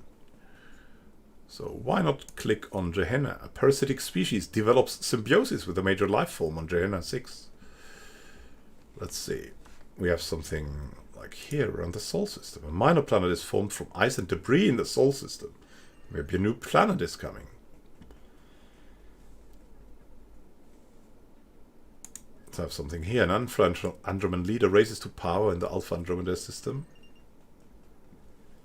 And the settler factions can do something. Settlers in the Sirius system mourn the death of a beloved leader. Let's see if something happens here. Oh no, let's return to Sol. Silence. An animal species on Earth forms complex social structures.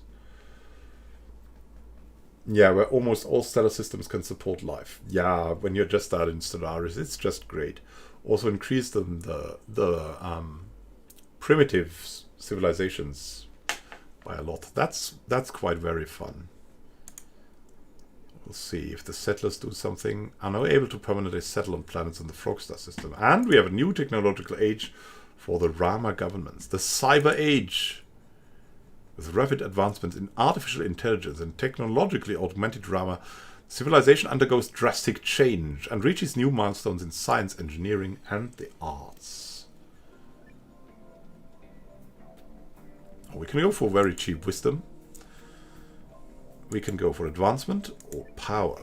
Wisdom gives us more technology and more utopia for only 10 points.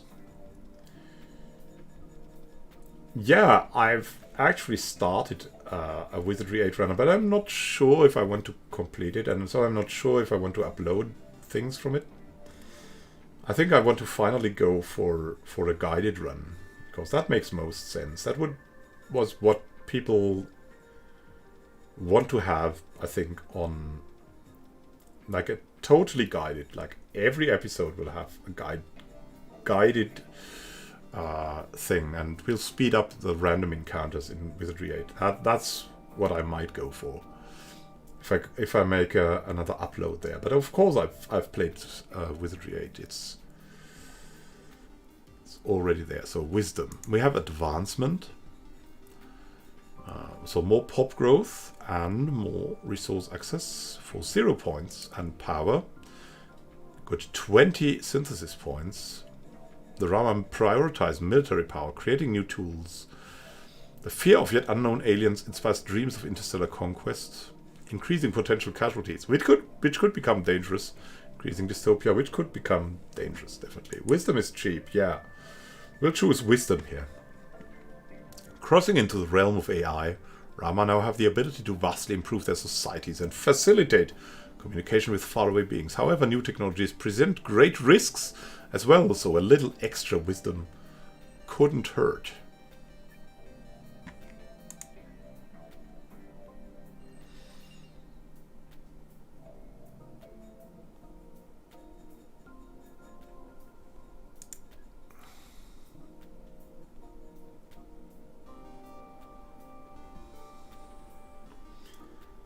Yes, Solaris gameplay is... yeah, it's what you make of it, definitely. Also thought about editing, because at the start it's not a problem. You can watch the standard Stellaris gameplay at the start all the time, because a lot of things happen all the time at the start. But in the later game, things are so repeatable and dragging sometimes. Hey, we have a new development event. Here we go. For the burned nations. Knowledge. Logic formation. The burned society gathers in huge formations to perform complex calculations. Each individual calculates a simple evaluation and passes the result to their neighbor. And through tremendous coordination, the burned are now able to solve problems with organic computing. What? They're in the Iron Age, but they have organic computing. It could become their civilization pillar. I've never seen something like that. The Burn perform their logic formations every day. Access to these organic computing techniques becomes crucial for the whole society. They are forming the hive or something like that. It's crazy. They have so many people. It's regular development. The coordination required for logic formations limits their use in Burn society to only the most difficult calculations. Or dead end, lack of discipline, coordination blunders and sabotage render the logic formations useless. Unable to use them properly to properly calculate, the concept is abandoned. The first option is definitely exciting, right? Civilization pillar. Need synthesis, but one pillar. Yeah. We can definitely be a little bit experimental here. It's not an optimized run. Pillar. We have 3 times pillar, or 2.5 times pillar, rather. Yeah, that's pretty cool. We're gonna go for pillar. We have organic computing now. Society perfected the art of calculating complex calculations with the use of flag signals in formations of thousands of formations. Huh. They use logic formations every day. Their civilization is called the Formeration. We have the Formeration nation here. And let's decrease their growth, because otherwise the equation doesn't match. And we need more resources. Yeah, agricultural architects establish new resource management methods. They mourn the death of a great scientist. I think they don't advance anymore in technology for some reason. I'm going to decrease the growth a bit. Massive earthquake destroys an entire industrial area. Yeah, look at that. That does nothing anymore. That's definitely early access. Big population isn't the problem here. Yeah, that's kind of odd here. The technology doesn't work anymore. Market Mega Clouds development event. Great War threatens Gliese. AI wars. Oh my goodness me.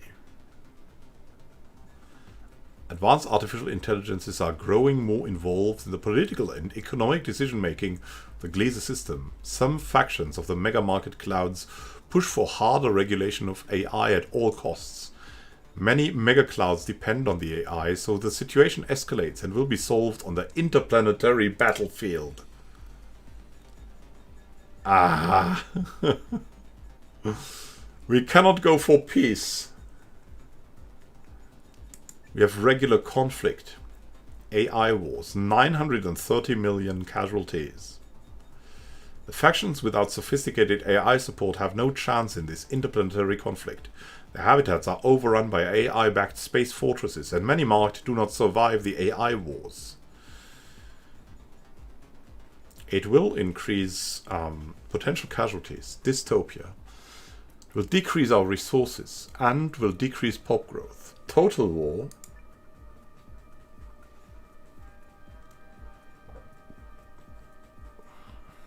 The major megaclouds of the market try to turn off the AI entities, their opponents, and start a never-ending AI-driven war.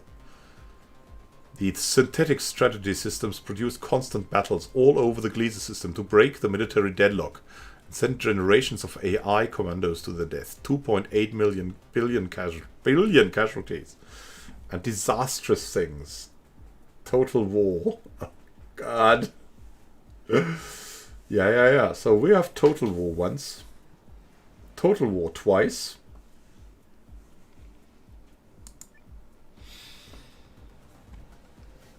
They will not reach the final technology, I think, eh? We'll see. The AI is definitely something threatening. Wait a little bit for more people to decide. Oh, I'm sorry. And then we'll see what happens with a total war.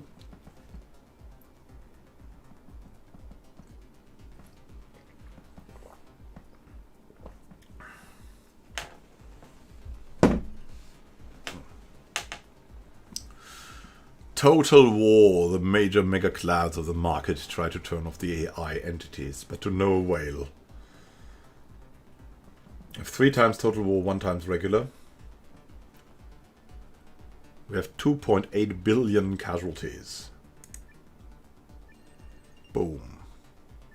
Exterminate. I have a shrinking population now. And resource scarcity is closer. It's the jazz. Yeah, it's the jazz, definitely. Artificial strategic systems were in charge of massive military conflicts in the Gliese system. These synthetic leaders seemed to be stuck in a never-ending loop of producing battles to defeat the opposing mega clouds AI. Allowed artificial hyperintelligence interact with the market again someday. Memes are circulated to inspire the market to preserve environment and resources. AI don't like jazz, we need to kill them, says Major, and that's hold for review. I cannot access it so quickly at the moment, so I'm just reading it out to you. Are we part of a computer simulation? Oh, about that. Andromeda trading factions, scarcity crisis. Alpha Andromeda. Asteroid ore scarcity. Asteroid fields are becoming scarce in the Alpha Andromeda system.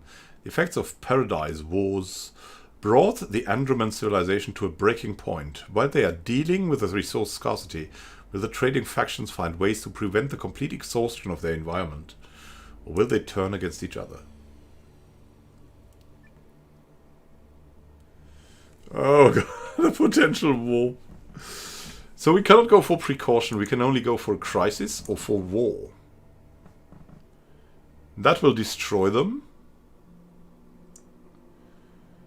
But I think it will not destroy the planet. Hey, George Bennett. Yeah, I'm sorry. I'm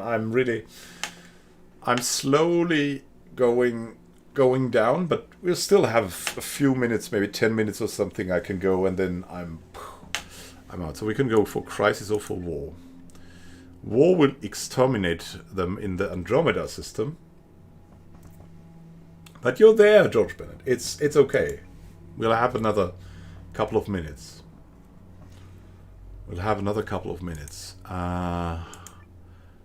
Crisis. We have one vote for crisis. We could go for war, I don't know. That will be catastrophic, definitely. But asteroid or scarcity, the crisis can also... I mean, it has a 72% chance of basically war. Scarcity causes discord and competition among the Andromans. Knowledge diminishes while the trading factions of Alpha and Andromeda compete for the dwindling resources. And or the war. The Andromans pick up their energy rifles and fight over access to the remaining asteroid fields. Interplanetary warships destroy entire interplanetary trading stations in the so-called asteroid ore wars. Yeah, you should enable notifications. So we have the crisis or war. You kind of have to decide, or the dice will decide, I think.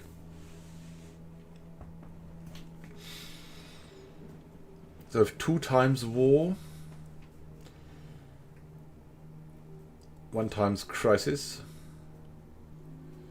I mean, I like the golden birds, the jazz birds. They're definitely... They've been our drivers of this. I think they've been the first nation. I'm not sure.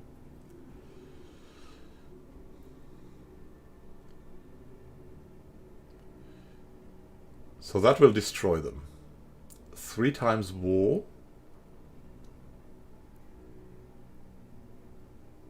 Crisis, crisis. 2 times the crisis. 3 times war.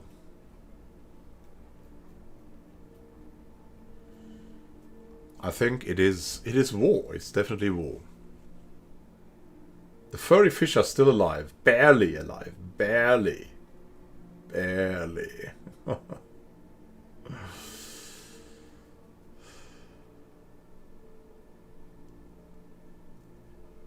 I mean, it's not sure if the crisis will save them, unfortunately. So war. War, they're gonna be wiped out. Alpha Andromeda system is free again. This planet was once inhabited by a species called the Ka. Alpha Andromeda, a binary Mercury-Manganese star system, contains the desert planet Alpheratz, additional rocky inner planets and outer gas giants. You see how democracy ends. Yeah, what we have is not a real democracy, though. It's dice rolling. In a way. I mean, it's democracy, for sure. But democracy depends on the people deciding, and if the people have complete information.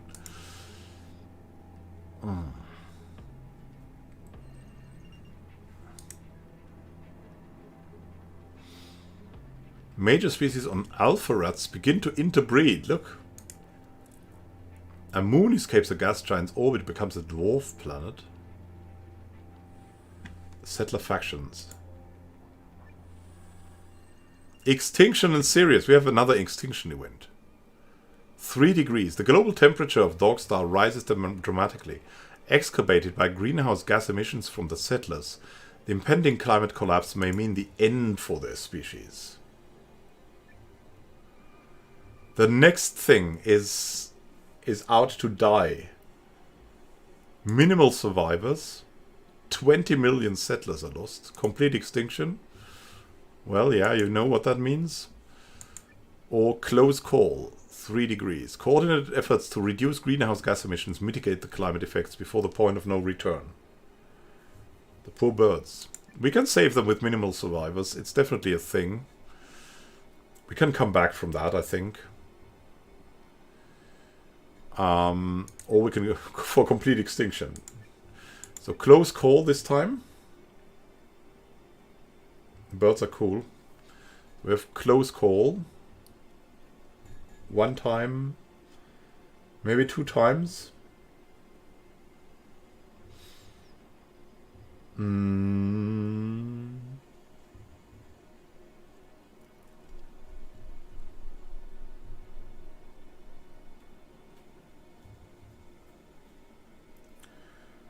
Close call 2 times. Minimal survivors 1 time. Extinction. Okay. Okay. So extinction versus close call.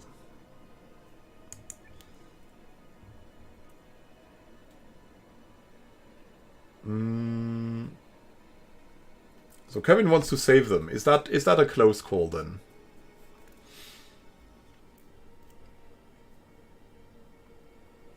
It's a very close call.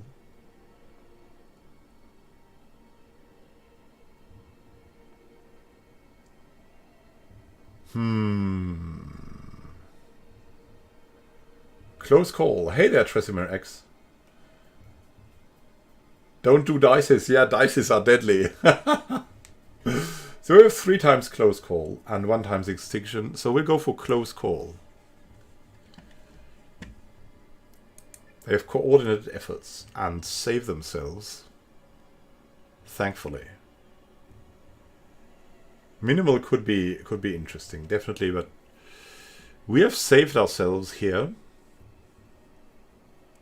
from that, and close call is coming in from all the sides. So 8 was the right decision. Now let's decrease the potential war casualties, right? That should be a priority. And we need more synthesis points, so let's decrease tech a bit. Manipulating data.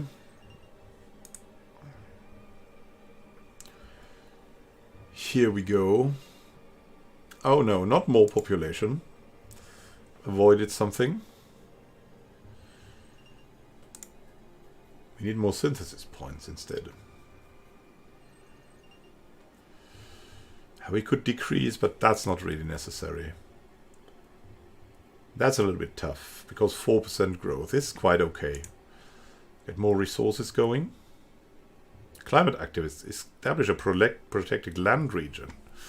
And we have the settler scientific factions, a development event for the former humans. Frogstar is building spaceships. What is my favorite class? What was my favorite class? At the start it was something like, I think, Valkyrie. Valkyrie is definitely the best class for a new player. So Valkyries were always like my fundamental thing to build around. And in the middle I love bishops, and at the moment I love like bards and gadgeteers. Bards because they can... Bards are just feel good. If you have a bard in your party, it's going down. It's just everything is going cool with a bard. It's very cool. It has so much utility. It's crazy. If you go for all the instruments, it's crazy, and you don't have any hassle in assembling things. So bard definitely at the moment. Bard is so versatile. It's such a joy to have a bard support your party if you play with party. Colonial expedition. Speculating on massive profits and power in a distant future, the factions of the Frogstar system start to outfit an interstellar expedition with the mission of establishing permanent colony in the Ross system. So, humans want to start again. We can go for regular development or a dead end. We can not expand. Regular development, a colonial expedition. Private investors fund many of the colony ships, but due to major setbacks in construction, only 1 vessel is space ready on the highly anticipated expedition day. The dead end, after conservative analysts prove that it will take centuries for this endeavor to bring any profits back to Frogstar 1, funding for the colonial project runs dry. Will we have the humans expand again? Milominute says yes. With a small ship.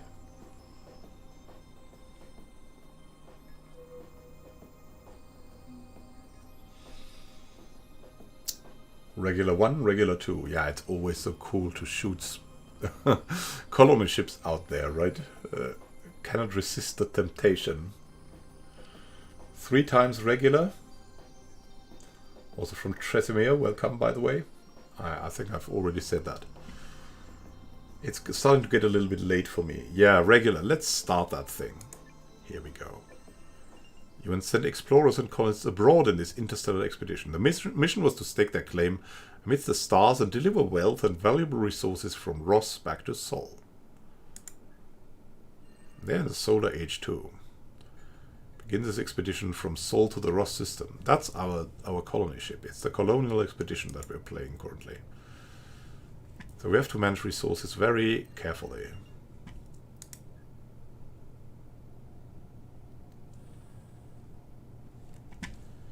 Better safe than sorry. Yeah.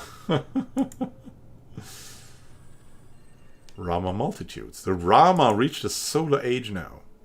Overcoming previous limits of propulsion and engineering, Rama are now able to build ships capable of exploring and colonizing their own solar system. Advanced AI are built to escort them on their journey, while mastery of genetic engineering allows Rama and their crops to adapt to the new colonies. Let's see. Oh, exciting! Now the flowers. The flowers were the last civilization to come to develop, and now, where are they? They are just among the stars as everyone.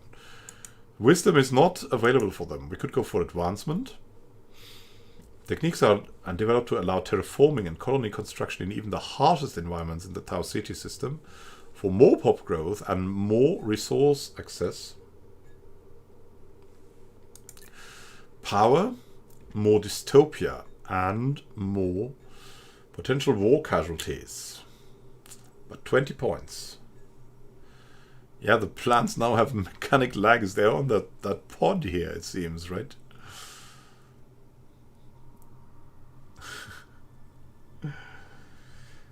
Two times advance.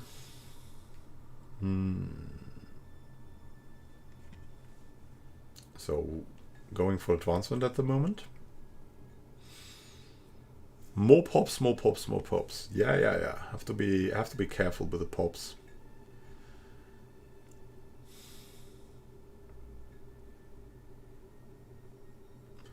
So I think I'm going advanced now.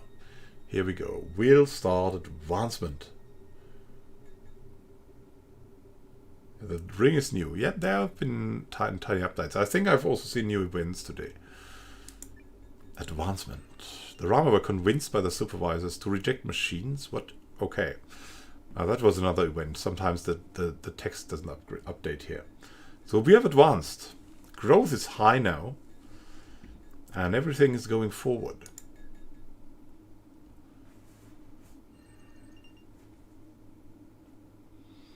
They are now able to permanently settle on planets of the Tau Ceti system and establish solar colonies. Solar Age technology let the Rama harvest the resources of asteroids and planets, faraway planets in the system. A brilliant fusion engineer, and they created a new design style and changed the appearance and interface of their creations.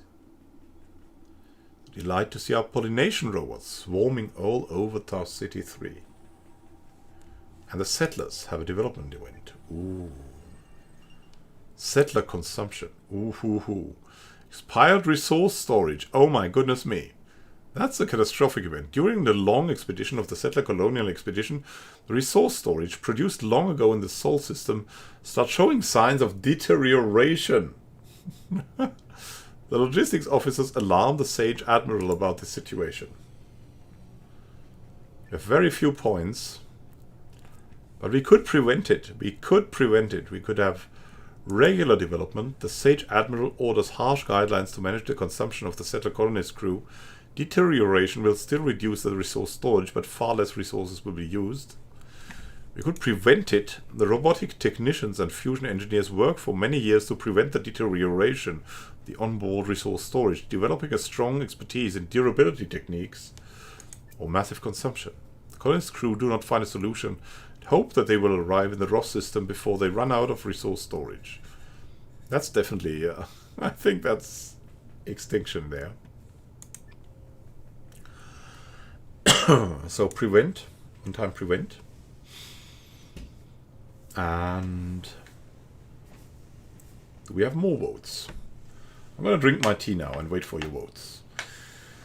For just a little bit. Oh. We have regular ones, prevent ones.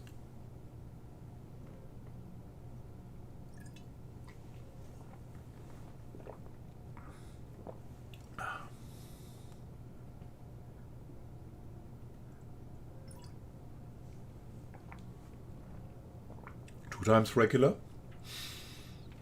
So log in regular for now.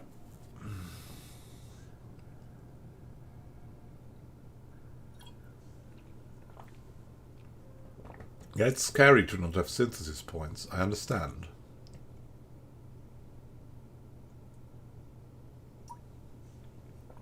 Prevention. So it's up on par now. 2 versus 2. Wait a little bit, and then the dice. The now physical dice will roll.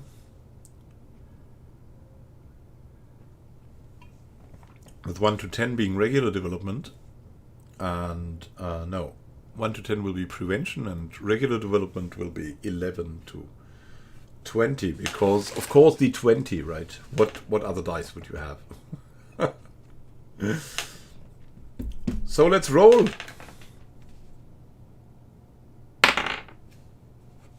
We have a 5, which means prevention.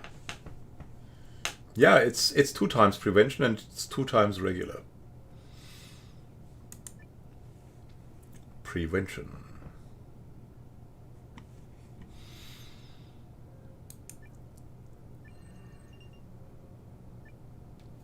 Here we go. Durability techniques developed during the long expedition of the settler colonial expedition prevented the resource storage of the settlers from deterioration. And we have more utopia, completely redesigned. New generation of officers takes over system maintenance.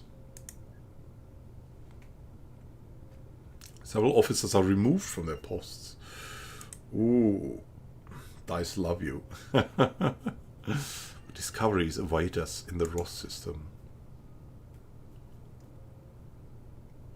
New settler, Ice Age Admiral, will reach the destination safely. We'll see. Let's decrease casualties a bit. Settles a major conflict among the colonist crew. And we should be relatively safe when we leave for the formation nations. Yeah, that's the furry fish. They have this, George Bennett, these are crazy now because they have developed organic computing. But they're still in the Iron Age now because they were reset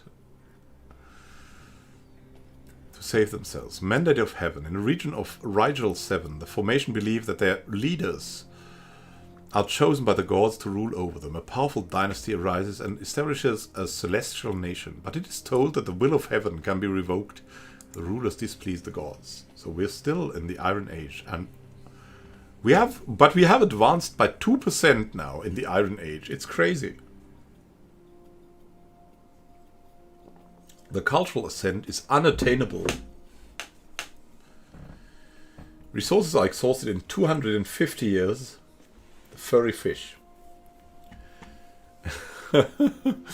More growth will most certainly kill them with cultural expansion of +0. A cultural descent. Yeah, because the resources are also exhausted. It's terrible.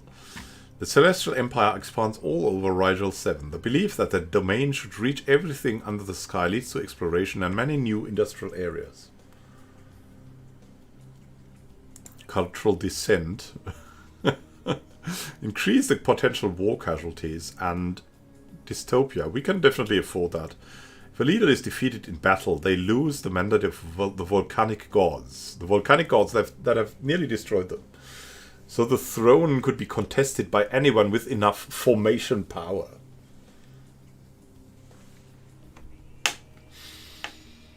Yeah, the catastrophic fish. Descent. Yeah, the descent is the coolest thing here, right? For the volcanic gods. They have their comeback. The volcanic gods. Here we go. Cultural descent. Formation power for the volcanic gods. Formation believed that military prowess was a sign of divine approval, and any leader who could be debested in combat had lost the favor of the gods. Through this loophole in the mandate of heaven, the rivals could take over the celestial dynasty. Oh my goodness. And we can have a new form of logic formations, give the scientists of Rigel 7 new ways to gather knowledge. An influential formation leader rises to power on Rigel 7. New resources. A depleted forest region recovers under the care of formation agricultural architects. Oh, coal fields, oh, coal fields. Is there life after death? Poor fish, but the volcanic gods must be satisfied. Yeah, definitely. Hereditary guards lay down their simple rifles and abandon the art of war. Maybe there are aliens on other planets in the Rigel system and they will invade us one day. Back to the aliens. The Market Megaclouds development event. Growth in Gliese again. Regenerative flesh. Whoo. Gene manipulation is increasing the regenerative abilities of market flesh. Any tissue damage repairs itself in a short time, and even severe organ failure can be prevented by automatically regrowing replacement organs inside the bodies of the market, multiplying their lifespan tenfold. Singularity Age is a crazy place. We can afford regular development or a dead end. Regular development will increase our pop growth, and the regenerative flesh doesn't solve all market health problems, and severe injuries can still be fatal, but the life expectancy does slowly increase. That should increase the growth by 6%, but I think it's dependent on tech. Or the dead end, we abandon this idea. In a bizarre laboratory incident, a market body won't stop regenerating and turns into a massive blob of ever-growing flesh. The mega clouds fear this abomination and stop the use of regen tech. We have dead end once. Chinese legend does mention of acres becoming dragons. Oh, crazy. Yeah, Chinese dragons, definitely. They look like that. It's true. So we have once dead end.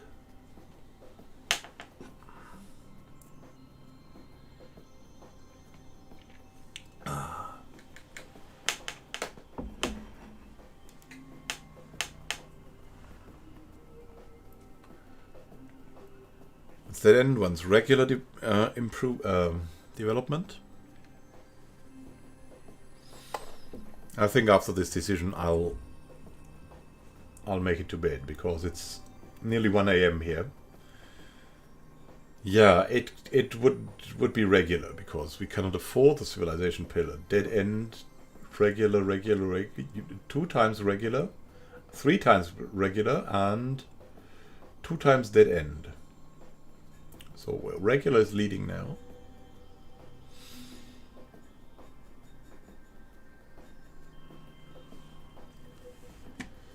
Pillar would be amazing, but we cannot afford it.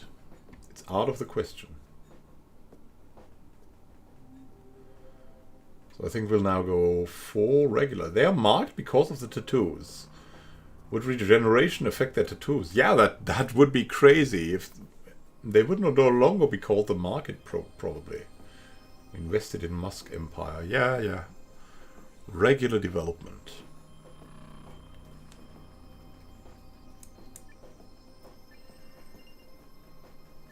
Thanks to enhanced bioware technology in Gliese, market tissue damage repaired itself in a short time, and some organ failure could be prevented by automatically regrowing replacement organs inside the body.